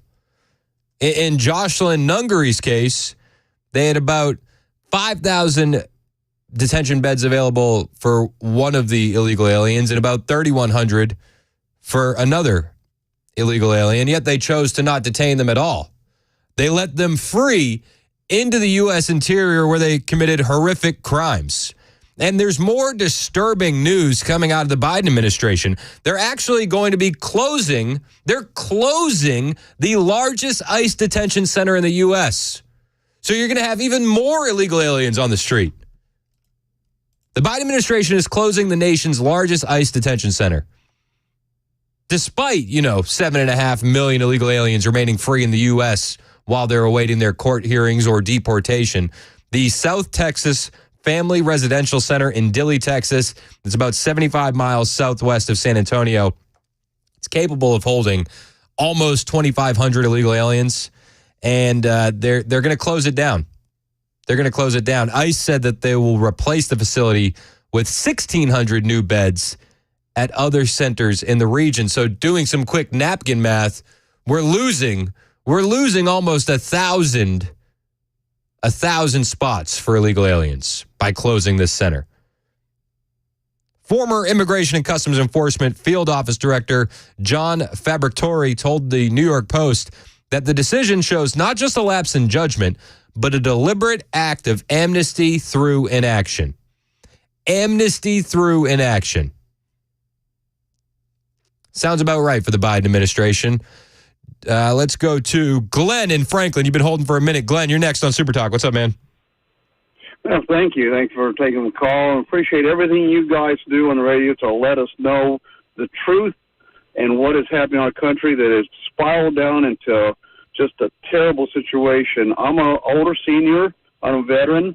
And throughout these decades, I've just seen our country deteriorate pretty bad. I'm glad you guys are out there telling us the truth, the information. Anybody can hear my voice, please get the information, vote correctly, vote for the safety and the longevity of this great country that we have sacrificed so much of my veterans in the army, for our grandparents. You guys, everybody out there knows what y'all have done, your parents, your grandparents, your great-grandparents. Yeah, hey, Glenn, I'm so sorry, man. You're losing service. I appreciate the call, and I appreciate what you're saying, but I have to jump over to somebody else. Let's go to Joel in Nashville on a border limit he wants to talk about. Joel, you're next on Super Talk. What's up, man? Hey, good morning, Chris, man. This is the first-time caller for me. I'm an older guy, retired, and first of all, I want to thank you and all what you guys do, and I just wish we had more people that would listen and see and do the obvious thing. It seemed so right to me to do. But my real question, Chris, is, gosh, we've been listening to this same rhetoric with the Biden administration for now going on 3.5 years, and certainly more conversation prior to that with Hunter Biden, and just all the corruption and things that go contrary to the fabric of what I consider to be what the United States of America stands for. Yes, sir. And, we talk about what do we do with illegal immigrants who mistreat American citizens. And, putting them through our justice center and then, as you say, a cot and 3 meals for the next 60 years, that just doesn't seem like a very viable option to me. Me and you both. It actually infuriates me. It infuriates me to no end. You, especially in the case of Jocelyn Nungary and Rachel Marin, it's like you can murder and rape a 12-year-old girl or a mother of 5, and you get 3 hots in a cot for the rest of your life. Like that doesn't seem fair to me. Well, and those people, the third world, are not being critical of where they come from, other than they're in our country and they shouldn't be here because they're here illegally. but they don't understand human life, and they don't have the appreciation for human life and dignity and our republic and just doing the things that people don't do in a modern country that they're accustomed to seeing in third world countries. Point of that is my grandfather used to say, you fight fire with fire. And right now, I feel like we're fighting fire with nothing. It's just we're watching it burn. Whatever they want to do, whenever they want to do it. Yeah. My real question, and I'll be quiet, is what do you think we as the American people should do? And I'm not advocating anything that's moral, illegal, or just doing the right thing. But I think doing the right thing is a hell of a lot tougher than what we're doing right now. Yeah. I think what we do is we need to build up military on the border, first and foremost. I think we need to designate the cartels who are operating the human smuggling lanes as terrorist organizations, and I think we need to go into those countries and take them out. I think that's the only. We have to go on offense, right? We have to go on offense. Amen. And I think that's the only thing that's going to make a difference. I applaud Trump for saying, we want to designate cartels as terrorist organizations. We want to go after them.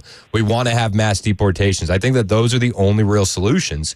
And when you look at the polling, the majority of Americans believe in all that. It's upwards of 60% in all three of those categories. Military at the border, the mass deportations is like 72%, and then the designating cartels as terrorist organizations, like that's the easiest thing to do. I would imagine. Bring our troops home. Why do we have so many troops in Germany when we could put them on the border in Mexico and actually defend our nation?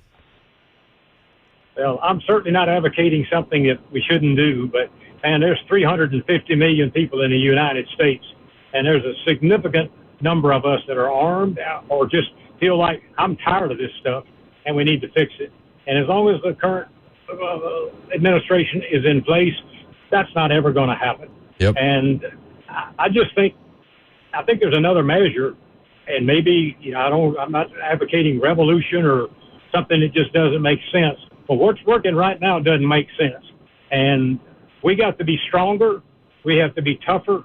We have to be willing, pardon my French, more willing to kick some people's asses to make examples out of these people. If they realize that if they come here and they rape somebody, they're going to die the next morning. Amen. Due process. That's the only thing. That's the only thing that these animals understand. That's all they understand. That they're raised in this violence, and that's all that they're going to understand. That's all. Why don't we do it? Why don't we do it?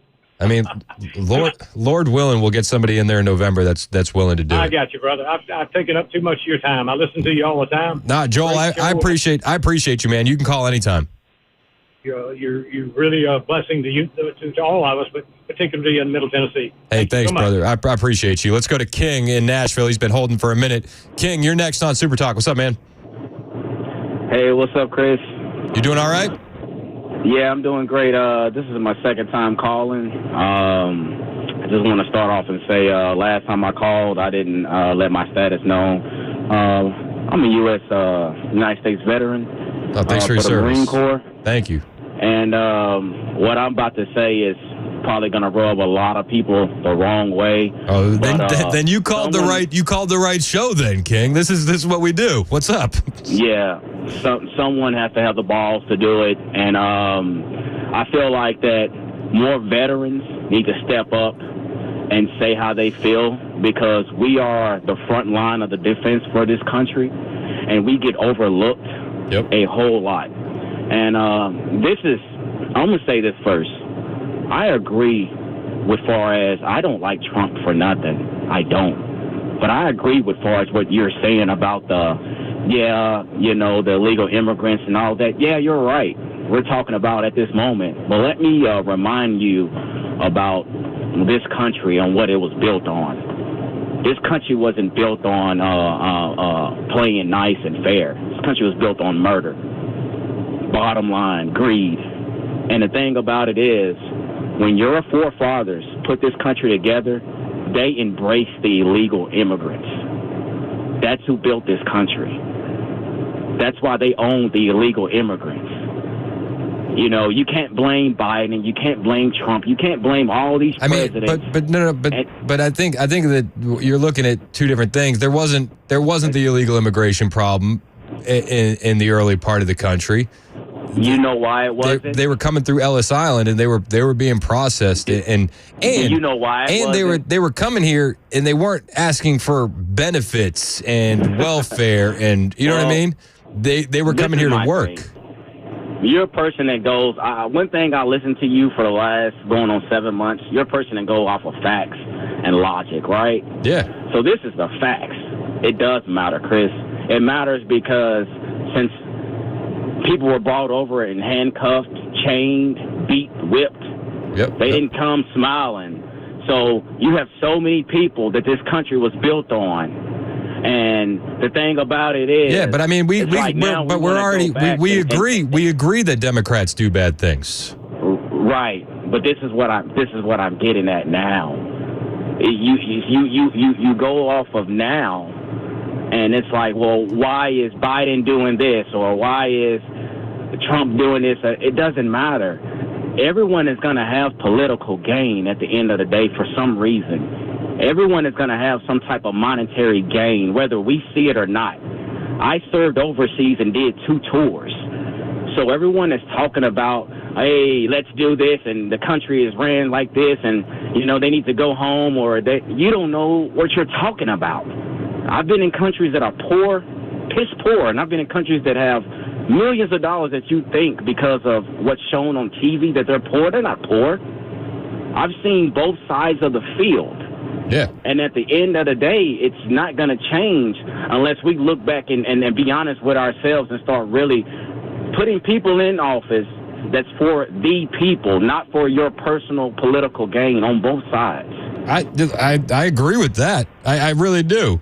But I don't understand the disconnect and why you, like, are you going to vote for Trump?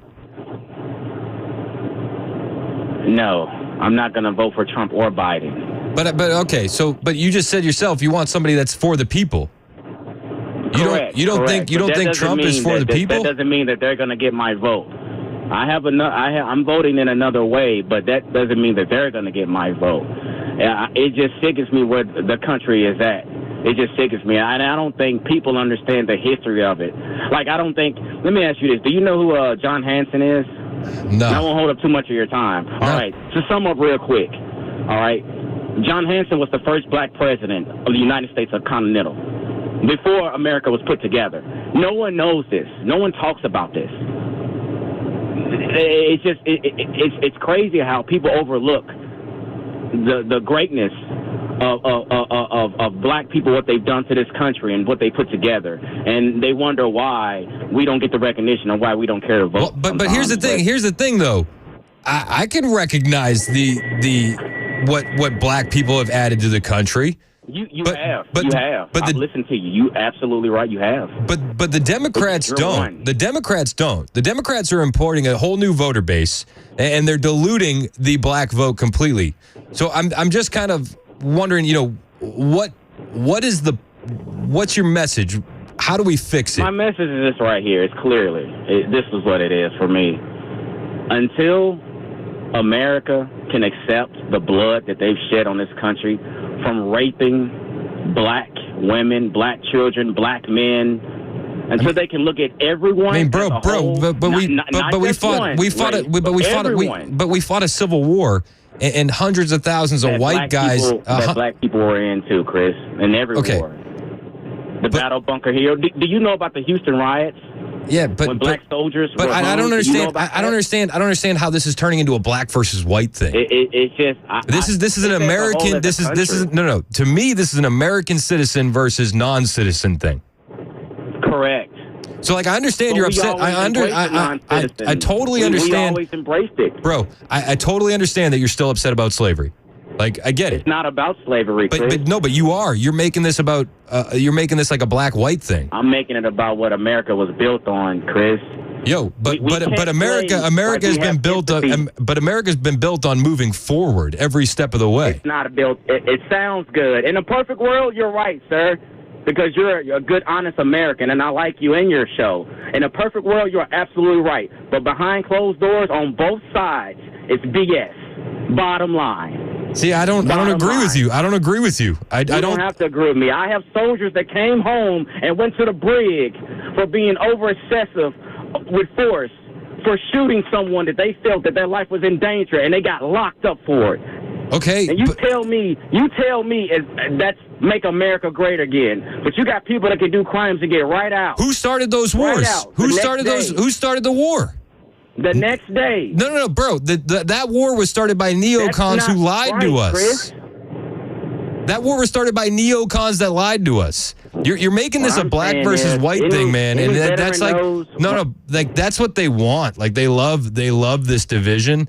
But I don't think I don't get what your point is when it comes to illegal aliens. My point is America knows at the end of the day that they're not this nice country that they play to be. I don't ever say America's a perfect country. We're not this let's save everyone. If people are coming over here illegally, it's because it's some type of game, political. Monetary. 100%. And the Democrats are responsible for that. The Democrats. It's not just the Democrats. Yes, it is the Democrats. We're not going to play that. That's the problem, Chris. That's the problem. We're not being honest. We had a president from 2016 to 2020 that was building a border wall. We had a president come in 2021 that reversed that, stopped construction, ended catch and release, like ended remain in Mexico. Like what are we talking about here? I get it. I know you're a Trump supporter. I get it, Chris. I'm not knocking you for your opinion, but I'm speaking facts. Okay? But you're speaking facts that are not relevant, and you're speaking facts that are relevant. You're actually you're contributing to this victim mentality that the black community has had for. Yes, it is. Yes, it is. No, you're like. But what about slavery? Like I don't understand. It's not a victim mentality. What about Chinese slavery and Irish slavery?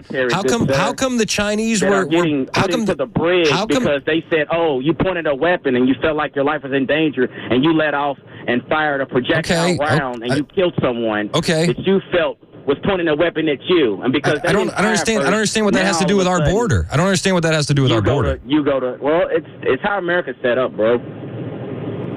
I'm lost. I'm lost on the call. I appreciate you calling, and you can call in anytime. I just don't. You're not offering any solutions. You're really going down the lane of race when I'm talking about Americans versus non-Americans. So I get why you would say that, but I'm still gonna be a fan of your show. You're still a good dude in my book. So hey, I appreciate you, and you're welcome to call in anytime you want. We went a little bit long. It's 10:55 on Super Talk 99.7 WTN.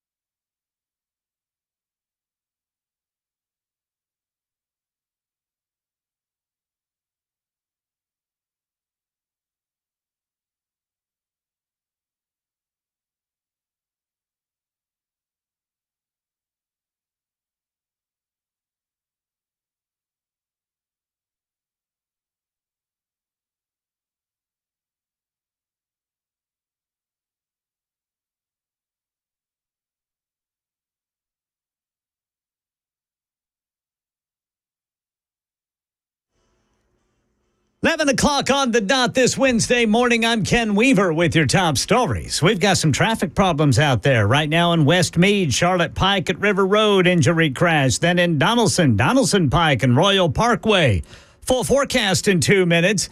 And right now in our nation's capital, the U.S. Supreme Court has ruled in favor of the Biden administration in a social media case. The 6-3 decision says there is no legal standing for the court to decide the Republican-led challenge to the Biden's communications with social media about alleged COVID and election misinformation on their platforms. Justices Samuel Alito, Clarence Thomas, and Neil Gorsuch dissented. First, the UN threatens Israel with war crimes. Now it's blaming Israel for Hamas blocking shipments of aid to help starving Palestinians. Here's Jordana Miller. The UN threatening to suspend all aid operations across the Gaza Strip if Israel does not take, quote, urgent steps to better protect humanitarian workers. The UN asking for improved communication with the IDF and more protective gear. Lawlessness surpassing active combat now is the main obstacle to distributing food and medicine to Gazans. Hamas cells and criminal gangs regularly attacking and looting aid trucks. The State Department says it's working with Israel and the UN on solutions. All right, big entertainment news today. Country music stars are going to celebrate Toby Keith at a Bridgestone Arena event. Stars like Luke Bryan, Eric Church, Ashley McBride, Carrie Underwood, Lainey Wilson, and others going to perform July 29th at the Toby Keith American Icon live concert. Some of the ticket sales going to Keith's charity and the Monroe Carroll Jr. Children's Hospital at Vanderbilt. Toby Keith died in February of stomach cancer. Tickets to this tribute show go on sale Friday on Ticketmaster at 10 o'clock. Elsewhere, Gen Xers everywhere mourning the loss of Spencer Milligan. Spencer Milligan played Will and Holly's dad, Rick Marshall, in the 1970s Saturday morning children's series Land of the Lost. The obituary says Milligan passed away on April 18th at his home in Wisconsin. He was 86. That's the latest news. Weather is next. I'm Ken Weaver, WTN News.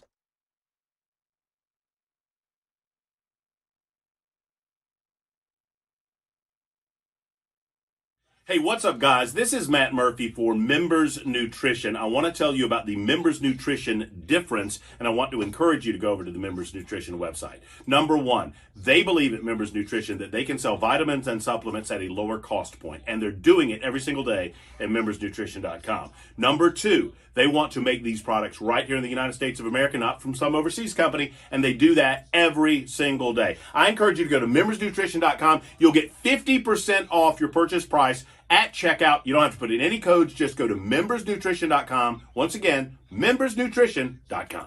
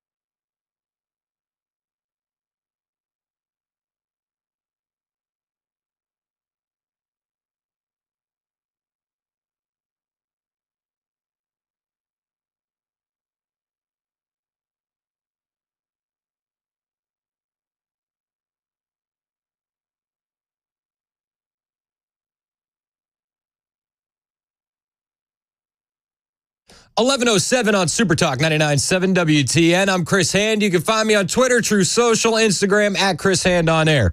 We had a caller a minute ago, King, who we were talking about the border. He said, we have to acknowledge the racist past of America. I didn't understand how it was relevant. And King, if you're still listening, I want to point you to the interview that I had with Topher yesterday. I do think that you're suffering from this victim mentality that's been imposed upon the black community by the left. And I hate that it's been done. But Topher, he had a good message when it comes to being a victim. And I wanted to play that for you real quick. What do you see when the left tells you you're a victim? How does that make you feel when they essentially say you're less than and we're going to help you out? Well, I call it the soft bigotry of low expectations runs rampant on the left side. And unfortunately, that's not even the part that upsets me. It's the part where they say, because I don't want their help now, I must have sold out to something else, because obviously I'm incapable of standing on my own 2 feet. I think that hurts more than just them feeling the need to always come in and save me. And I play that for you because I want to let you know that the evils of the past are not going to dictate the future of this country.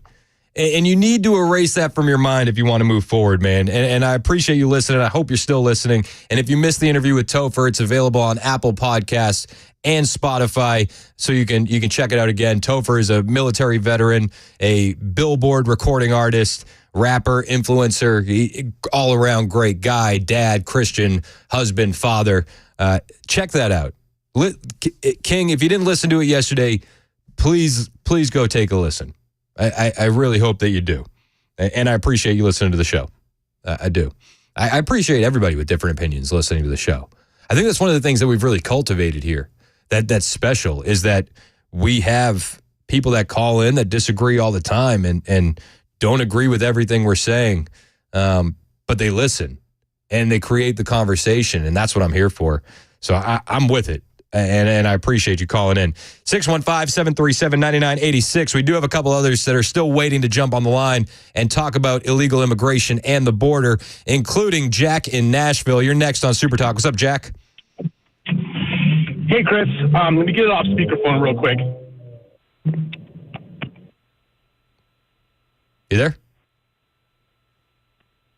Jack, it's the button with it looks like a speaker. It's not the mute one. All right, I'll put Jack on hold. We'll get back to Jack. I'll check on him. Dave on the road. You're next on Super Talk. What's up, Dave? Hey, good show, Chris. Listen, the other guy that was just on, remind him of this. Yesterday's a canceled check. Tomorrow's a promissory note, and only today is negotiable. He's got to get rid of that victim check stuff. But anyway, what I wanted to talk about, I want to mention to you is this. We're going to have a constant battle unless we get control, not control, but unless we get a fair media. And there's only one way that I can think of that will get it. Okay. It's not going to get it by, giving them a hard time or telling them this or, getting on another shit. You got to go for the money. All it's going to take, listen to this, all it's going to take is one guy that starts at grassroots, that goes after one, let's say CBS. Pick the biggest advertiser and go after him. And, with the understanding that unless you start, being a journalist instead of, a stump for the Democrats. A propagandist. Yeah, that's the only way you're going to take it. You got to get the money. You got to, once they start bleeding, they're going. Listen, I worked for 8 years for CBS. I'm telling you right now, It's all about the money. With all of them. I've worked for CBS as well. If you their advertisers, just go after one at a time. This is something that can be done. It just needs a grassroots. Yeah. That's something that the left does very, very well. If you remember Tucker Carlson on Fox News, it was a lot of MyPillow advertisements because all the other advertisers were attacked by the left. Well, if we could get somebody like Tucker Carlson to be the main man on us, going for this, and just go after one at a time. Yep. You only have to do one or two because the others know what's coming. So all you got to do is, if we all stick together, and let's say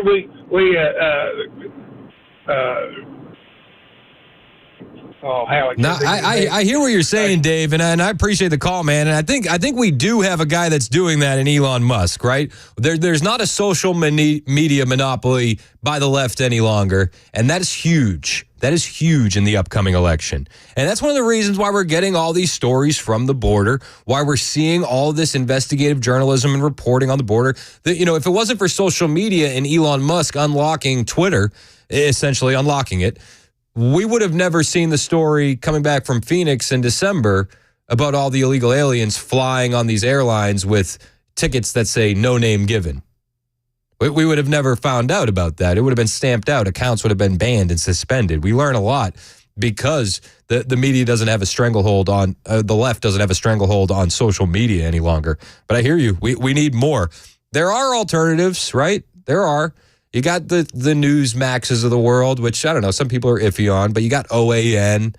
Fox News is still there. There are some semi-alternatives when it comes to mainstream media, but, the issues persist. Michael in the borough, you're next on Super Talk. What's up, Mike? Hey, let me walk away from my building so you can hear me. I had to put a screw in something real quick. Yeah, originally I was going to talk about, the prices have come down, the gas, and that. So nobody challenged her on the fact that he's drained all our strategic oil. I mean, if we have a problem, we got none. Nobody says a thing about that back to him. But anyway, that's Joe. Move way on from there. The border. Yeah, what about Kareem Juma, whatever her name is? What about her going down there to the border, hanging out with them a while, interviewing them a little bit, talk, I don't know, man. It's so much tangled in there. Yeah. It's so terrible. Yeah, you're absolutely right, man. And it's not getting better anytime soon, Mike. You're absolutely right. I appreciate the call. Jack, you're next on Super Talk. You all good, Jack? Yeah, I'm all good now. All right, tell me your border story, Jack. All right, so two stories for you. The first one is I was on a train in Europe, and the train was crossing through Croatia. I was not getting off the train, but I was accosted by military soldiers with machine guns who were going to take me to prison for crossing into their country illegally without having a visa, even though I was on a train. Second story, I was actually living in Ireland. I came home to the United States. When I flew back, I went through Heathrow in London. Yep. And the Irish government never stamped my passport. Like, literally, the thing was out of ink, and they're just like, we're too busy, just leave. England would not let me go to Ireland. They sent me back to America, even though I was just passing through their country, and it was really none of their business. So I don't think most Americans understand or have an appreciation how other countries enforce their border. Yep. And when you're there illegally, there are dire consequences. Yeah, you're absolutely right. You're absolutely right. We're the only country in the world right now dealing with this kind of crisis at the border. It's nuts. I appreciate you, Chris. Hey, appreciate you too, Jack. Thanks so much. One of the callers was commenting on Karine Jean-Pierre, and she was bragging about prices going down. There's been a lot of Biden surrogates on the news lately talking about prices and them going down. They put Janet Yellen on the news again. Janet Yellen was on the news, and the interviewer asked her, "Have you been to a grocery store lately?" Secretary Yellen, have you been to the grocery store lately? I sure have. I go every week. It's sticker shock, isn't it? No. I just... Did you catch that? She said it's sticker shock, isn't it? And Janet Yellen says no. I just, when you look at shipping... No. It's not sticker shock. The Biden administration is so disconnected from everyday Americans. Janet Yellen has a net worth of like $20 million. Of course, she's not going to have sticker shock when prices go from $2.50 to $6. But to the average American family, that's adding up. Yeah, Janet Yellen doesn't have sticker shock. No, I don't have sticker shock. I go to, and do you believe Janet Yellen goes to the grocery store every week? Are we supposed to believe that? But the Biden administration is out there. And ahead of the debate, they're trying to make it seem like everything is good. Everything is good. Karine Jean-Pierre had the audacity to say Joe Biden is a president for all Americans. The same guy who calls you a domestic terrorist for being a MAGA supporter. This president met and led this moment, and it is about him. It is not about him. It is about the American people. It is not about what political, grievances he may have. It's not about trying to get back at people. It's about making sure that he stands with majority of Americans, and not even majority of Americans, all of Americans. The president has said consistently he is a president for Americans in red states and in blue states. It does not matter. He will meet the moment and deliver what is truly needed and what they want to see in order to make sure that we have a fair and just nation. Oh, yeah, he's a president for all Americans. It's funny, though, because the DHS that works for Joe Biden actually has some documents leaking now that suggest Trump supporters, military, and religious people are likely to be violent domestic terror threats. Yep. This story just broke a couple days ago. Department of Homeland Security Advisory Board suggested that supporters of former President Trump, as well as those who served in the military or are religious, have a greater possibility of posing domestic terrorism risks. It's according to internal files obtained by America First Legal. It's named the Homeland Intelligence Expert Group. The now disbanded board was created in September 2023 to provide DHS, Biden's DHS, with expert analysis on subjects like terrorism and the trafficking of certain controlled substances like fentanyl.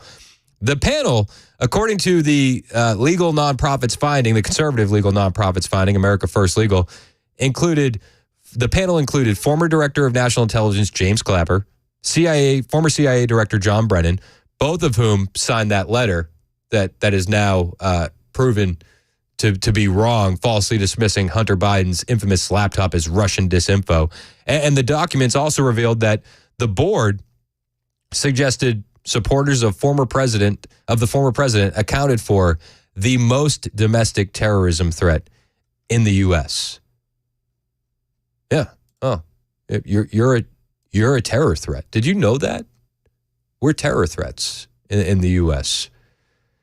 They say there's a political backdrop to all this. It seems that most of the domestic terrorism threats now come from supporters of the former president. It's not like you want a political advantage, but people have attacked the government and its institutions for the last 6 years, meeting notes from the board stated. Citing unnamed researchers, the board also claimed that specific traits, like those who served in the military or are religious, are indicators of extremists and terrorism that the U.S. should be more worried about. This is the DHS for the president for all Americans, according to KJP. You're a Trump supporter? You're religious? Maybe you're former military? Ooh, those are some red flags for domestic terrorism. It's 11:21 on Super Talk 99.7 WTN. Hey, it's Chris Hand for my friends at Paul Winkler, Inc. I'm actually very excited. I have a meeting with Paul this afternoon right after the show. Pumped. Going to get some more advice from Paul, some more breakdowns on what I need to do to secure my financial future for myself, my wife, and my kids. You should have a conversation with Paul as well. You probably know Paul from the investor coaching show that we run every Saturday from 3 to 6. That's how I first learned to Paul. I learned a lot from listening to that show before I got my show here. My wife and I would listen because we want to be able to make smart decisions when it comes to our future. And you may know he hosts the show, but you may not know that he also got his education studying under an economist who went on to win a Nobel Prize. That's Paul's background. That's pretty cool. And he's an avid collector of financial planning designations. Paul has up to 8 now. So my wife and I work with Paul. We're meeting with him this afternoon. When I came on board here, his was the firm I wanted to work with, and here's why. Paul's team hold themselves to the highest level of fiduciary status. As part of that, Paul wants to make sure that I tell you I get paid to do these commercials. He wants the honesty. He wants the transparency. I'm going to tell you a step further, though. I don't get paid to be a client. I choose to be a client, and one of the reasons I choose for that is Paul's team does nothing on commission. I can trust the advice they give me. They really focus on education every step of the way, so you never get that uneasy feeling of blind trust, which is huge for me. I kind of considered myself financially illiterate before I started meeting with Paul. But after you sit down with Paul or his team, that completely changes. And you can change the outlook on your financial future by setting up a 15-minute phone call today. Go to paulwinkler.com, get the ball rolling downhill. paulwinkler.com, set up your phone call today.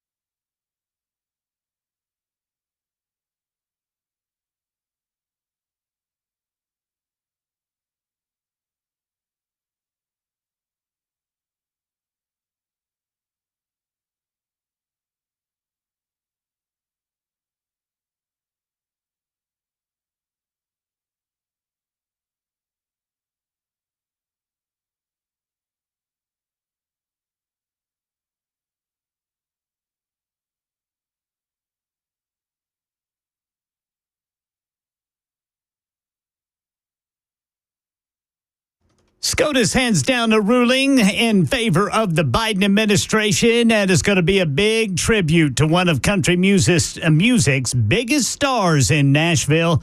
It's going to benefit charity. We'll tell you about it at 11:30 on Super Talk 99.7 WTN. Thank you, Ken Weaver. It's 11:26 on Super Talk 99.7 WTN. My name is Chris Hand.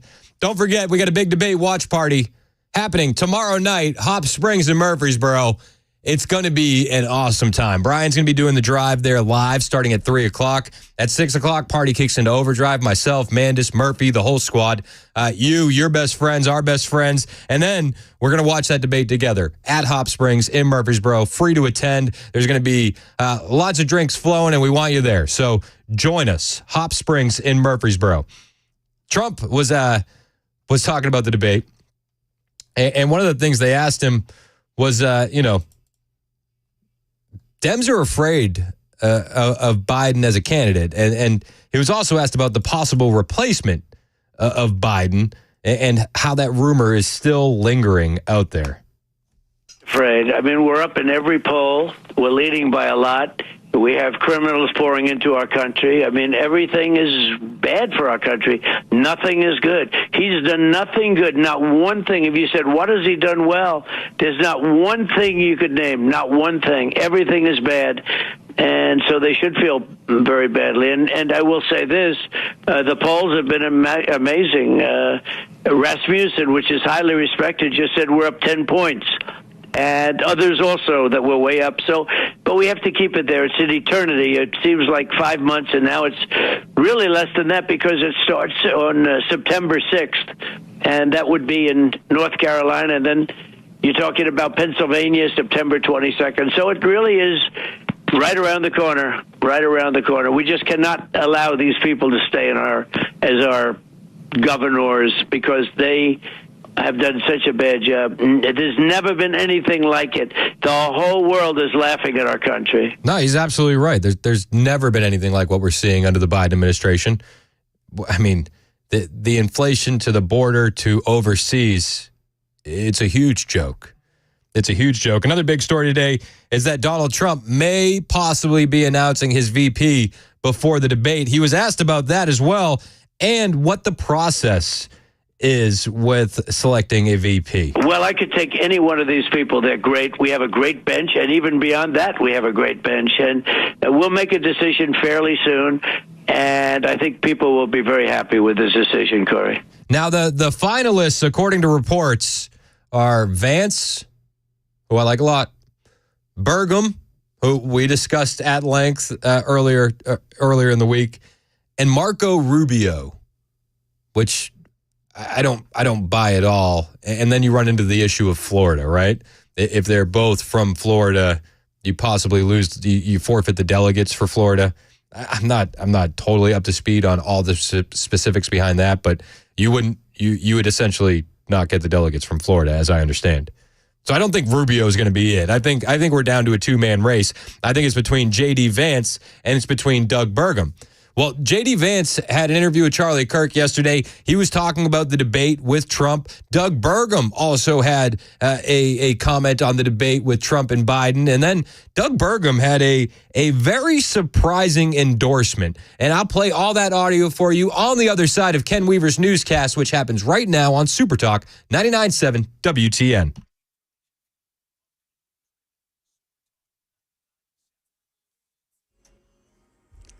I'm Ken Weaver with your top story. Still got an injury crash in Donaldson. That's at Donaldson Pike and Royal Parkway. Goodlettsville now, Gallatin Pike, Conference Drive. Biden administration winning around at the Supreme Court when it comes to official efforts to urge the removal of certain posts online. The case was brought by GOP-led states and a small number of users who claimed the social media companies faced unrelenting pressure from the Biden administration to take posts about COVID down. But in a 6-3 decision, the court held the plaintiffs failed to prove a concrete link between requests from government officials and the content moderation decisions of Facebook and Twitter. And because they couldn't prove that link, conservative Justice Amy Coney Barrett wrote, the plaintiffs lacked standing to sue. Now, there's going to be a big tribute concert in Nashville for one of country music's biggest stars who passed away recently. Luke Bryan, Carrie Underwood, and many others going to perform at the Toby Keith American Icon live concert event at Bridgestone Arena July 29th to benefit Keith's charity and Monroe Carroll Jr.'s Children's Hospital at Vanderbilt.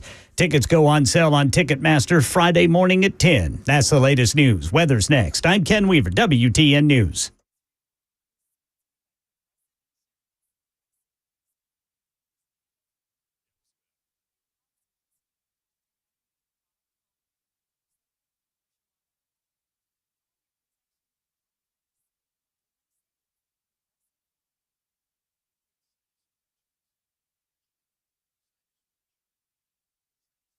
Hey, it's Dan Mandis, and I am so glad that California Closets has fixed my closet catastrophe. After exact measuring and planning, they came over and got to work. Yeah, once it was all plotted out on their 3D CAD system, the pieces are measured, cut, and precisely installed into my space. It was clean, fast, and professional, and above all, my new closets look and function great. Now, this was my dormer, and now this is my new dormer thanks to California Closets. Look at all of this added space for shirts and shoes, you name it, and it is cut so precisely, simply amazing. And my old closet that has now been reborn as the ultimate in style and functionality, making the best use of the space that I had. They can work on just about anything: bedrooms, garages, home offices, closets, pantries, and so much more. Find them online, CaliforniaClosets.com, and see what they can do for you. You can schedule a free design consultation. Mention my name, CaliforniaClosets.com.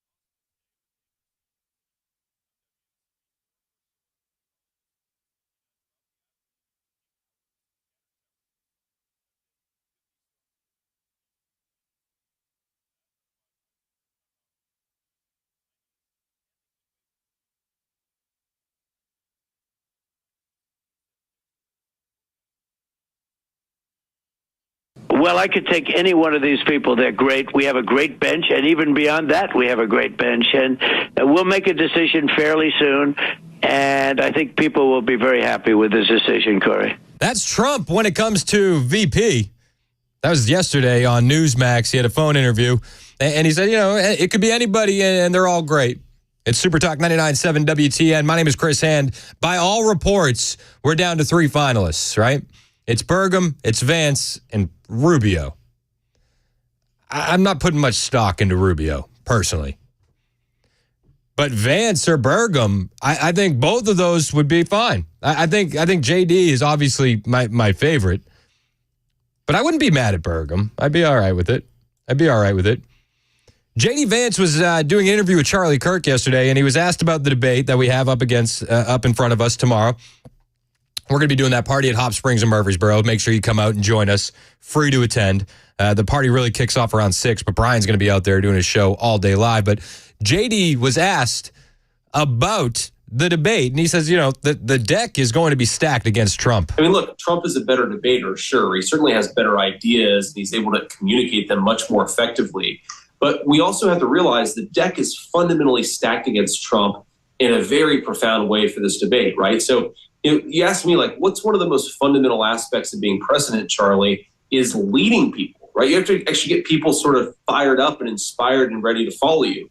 The debate has no audience, right? There's no interaction. And we know that Trump is much better at interacting with people than Biden. So that's a huge advantage to Biden, that there's no audience. No, I hear that. I don't know if I would say it's a huge advantage to Biden. I think the opposite would be more true. Like a crowd would be a huge advantage to Trump. I don't necessarily view no crowd as an advantage to Biden. It's just not the disadvantage that a huge crowd would be. Right? Does that make sense? Like, I don't think it's going to hurt Trump not having a crowd. I think Trump would have excelled with a crowd, but I don't know how much that really helps. And then J.D. Vance also talked about the big thing that everybody's, on their mind. Biden may be on something. We have no idea what kind of medication they're going to give to Joe Biden. They can't drug test the guy before the debate. The craziest part about all this to me is that it's so believable. Like, everybody understands that this is probably the reality. Joe Biden could be on something. We saw him at the State of the Union. We see him out in public when he's doing normal things. Not the same guy. This is not out of the realm of reality. This is not a fringe conspiracy theory. This is mainstream. Joe Biden might be on something. And so they may very well be able to get the 90 best minutes that Joe Biden has, and the media will say, oh, Republicans said he was going to be terrible, and all of a sudden he was really good. You layer that on top of the biased format against Trump, and I just think Republicans were taking a victory lap on this. Yes, we've got the better candidate, and we've got the way better guy, but we need to be careful here about setting expectations in a way that no one can beat them. Yeah, no, I think he's right. I do think the left has been almost propping the expectations higher for Biden than the right with all the recent talking points. And I've heard Murphy's take on it. I think Murphy's right on point with, like, we don't want him to come out and fall, right? Because then they're going to talk about replacing him. That rumor's not going away. And with this debate being so early, you can listen to numerous thought leaders in the Republican Party. Everybody's like, okay, well, if he falls on his face, he gets replaced. And I like what Murphy says, like, well, let's just get a C+. Let's get a C+ out of Biden. Not bad enough to replace, not good enough to beat Trump. That is the dream scenario. JD was also asked, would he give any advice to Donald Trump? When you get to know Trump, the thing that is kind of shocking compared to the media narrative of Trump is just how, like, fundamentally decent and nice of a human being he is. Totally. Right? There's like a heart, right? He's sort of smart. He sort of knows public policy. Like, there's a heart there that I think that the Trump campaign has to really work hard to make sure that pierces through the media. Like he loves kids, right? He loves families. I'm going to point out that there's a huge difference when you say Trump loves kids and when you say Biden loves kids. It's far less creepy when you say it about Trump. He just likes people. And I think if we can get that to sort of shine through, then that's going to help him more than any particular policy debating point. We just have to make sure that shines through. And I think talking about the people he's met on the campaign trail, I mean, you may remember this, Charlie, but when we had this terrible train accident in East Palestine, Ohio, and Trump shows up completely out of the blue, has bottled water, but just interacting with people on the ground, it sort of hit me that this is a part of Trump that no one really ever sees, and the media hides for obvious reasons. And they hide it for obvious reasons because it humanizes him. It's hard to scream Orange Man bad when he's just being a good person. But anybody that you talk to that's in Trump's orbit, from the employees at Trump Tower that are the custodians to his highest ranking advisors, say this about him. He's just a good guy. I remember I reached out to some of the Trump campaign people afterwards, and I said, guys, you know what you're doing. Take this advice for what it's worth, but you've got to showcase the president in this kind of environment more often. And obviously, that's one of the things I don't like about the fact that there's no audience there, is you don't get that interplay. On to J.D. Vance, Doug Burgum, or Marco Rubio. Again, I'm not putting stock into Rubio. I think it's going to be between J.D. Vance and Burgum. And luckily, with this news cycle, we're getting a lot of video and audio and statements from all these guys. And Burgum is no exception. He's out there as well talking about the debate. And he thinks that the Dems have set the bar so low for this debate. And I know America's really focusing on the debate. This is going to be an incredible chance for President Trump to show his strength versus Joe Biden's weakness. But going into this thing, it's really remarkable. The Democrats have lowered expectations so low. If this is supposed to be Super Bowl week, it's like Joe Biden's going to get a participation medal if he just walks on the field and takes a few snaps, or if he even somehow is still standing on the sidelines at the end of the fourth quarter. But the issues are so important to America. And, you know, I've been in Michigan last week. I've been in Wisconsin yesterday. Those voters want to hear CNN ask President Biden about the border, the open border. They want to ask him about inflation that's hurting their lives every day. And most importantly, they want to hear the CNN ask him about why he lied to the American people in the debate 4 years ago. Why did you lie in the debate 4 years ago? You know, the timing of the congressional report on the CIA interfering in the election with that letter where 51 intelligence agents, former intelligence agents signed saying, oh, the laptop is Russian disinfo, the timing couldn't be better. I think Trump needs to sink his teeth into that. I think Burgum's absolutely right. Burgum got a surprise endorsement, though, that I wasn't expecting. Burgum had Kevin O'Leary, Mr. Wonderful from Shark Tank, singing his praises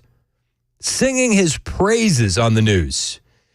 And when I heard O'Leary talk, just the way he describes Burgum made me go, all right, well, maybe there's something to this. You think a pick of Doug Burgum would be historic. Why is that?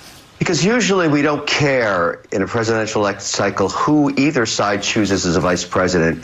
In this cycle, because of longevity issues, it's never been more important.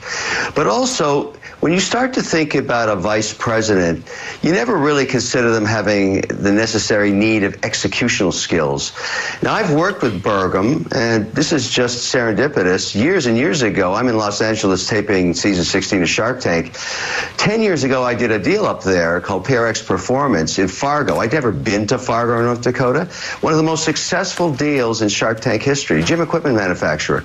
And Burgum said to me then, why are you not putting more money into my state? We have fantastic entrepreneurs. And so I started doing that.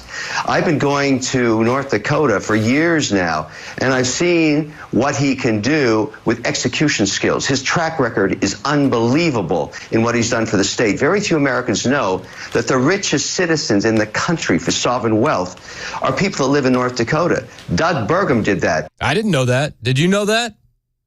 Did you know that? I was honestly, it blew my mind to hear that. I was like, oh, that's pretty cool. And that wasn't all he said. He said he went a step further. He said, you wish that you had a Burgum doing this for your state. You wish, living in California, New York, anywhere else, that Burgum was vice president and did that for your constituency. He really took that state to the top of the pecking order. That's execution skills. That's what a governor does. They're the CEO of a state. So I'm a huge advocate for him, and I'd love to see Trump bring him in to the portfolio. I'll tell you why. Trump himself admitted that in his last tenure, his last mandate, he made some mistakes on who he brought into cabinet. Burgum is not a mistake. Burgum could be the get-it-done guy. You know, Trump is bombastic. He's the vision guy. But he needs execution skills. He could say to Burgum, go fix the border, go fix energy, go fix anything. That's what Burgum does. And I think we all agree with O'Leary there. Trump had some mistakes in his last presidency with who he was hiring and who he was putting into positions of power. Looking at you, John Bolton, Mike Pence. You know what I mean? Like, there are definite issues. But we need more get-it-done guys. If Burgum is that guy that can get in there and execute, I'm fine with that. I think everybody would be fine with that. But O'Leary says nobody else has the skill set that Burgum does. I don't see that skill set proven in any other candidate. So I'm unabashedly supporting someone I know in business as a phenomenal leader. This guy gets stuff done. That's the motto for Doug Burgum. Gets stuff done. He's pro-business. He's pro-growth. He's pro-innovation. He's pro-entrepreneur. You would want that in every state. I know this sounds crazy, but if you're a Democrat right now listening to this, you want Doug Burgum as vice president. He's not so biased on bipartisan politics. You know, he's not partisan in any way when it comes to building the American economy up. He works with both sides all the time. That's how you get stuff done. So I've seen it in action. The difference for me is I've seen it work. I'm endorsing him because I would like to see this work in every state I invest in. He would be terrific on this ticket. And I think when people start to dig into his past, as the press would if he made the pick, you would say, what a team. This is a team that is pro-growth in America. That's the whole deal. And usually you don't care who the VP is. This time you should. This time you should. Kevin O'Leary, I mean, full-throated endorsement of Doug Burgum. I'm going to be fine with whatever happens. If it's true that it's down to Burgum, Vance, possibly Rubio, I think it's Burgum or Vance. Either which way, I'm fine. I'm just glad it's not a Haley. Oof. Sends a chill up your spine. It's 11:48 on Super Talk 99.7 WTN.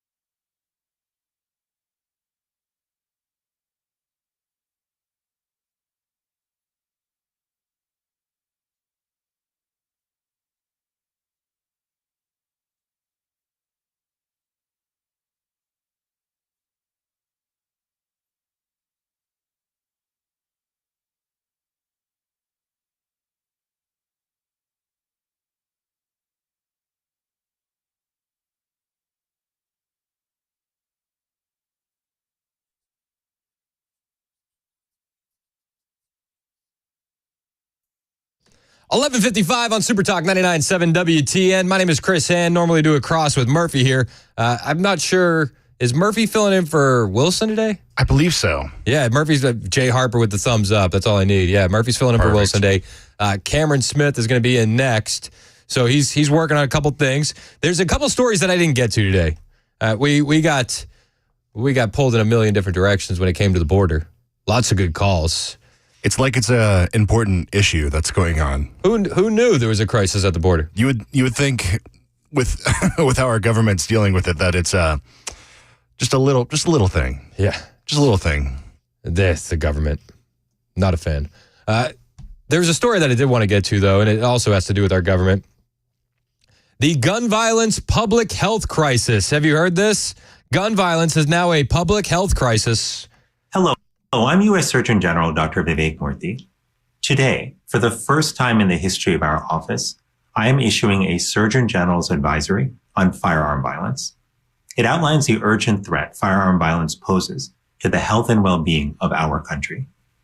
As a doctor, I've seen the consequences of firearm violence up close in the lives of the patients I've cared for over the years. These are moms and dads, sons and daughters, all of whom were robbed of their physical and mental health by senseless acts of violence. Unfortunately, the problem has continued to grow. Now, gun violence is a public health crisis. So we all know how the Biden administration likes to handle public health crises. It's amazing, though, because during his confirmation hearing in 2021, the Surgeon General that you just heard there, Vivek Murthy, he told Senator Mike Braun out of Indiana that he was not interested in declaring gun violence a health crisis in order to push for gun control.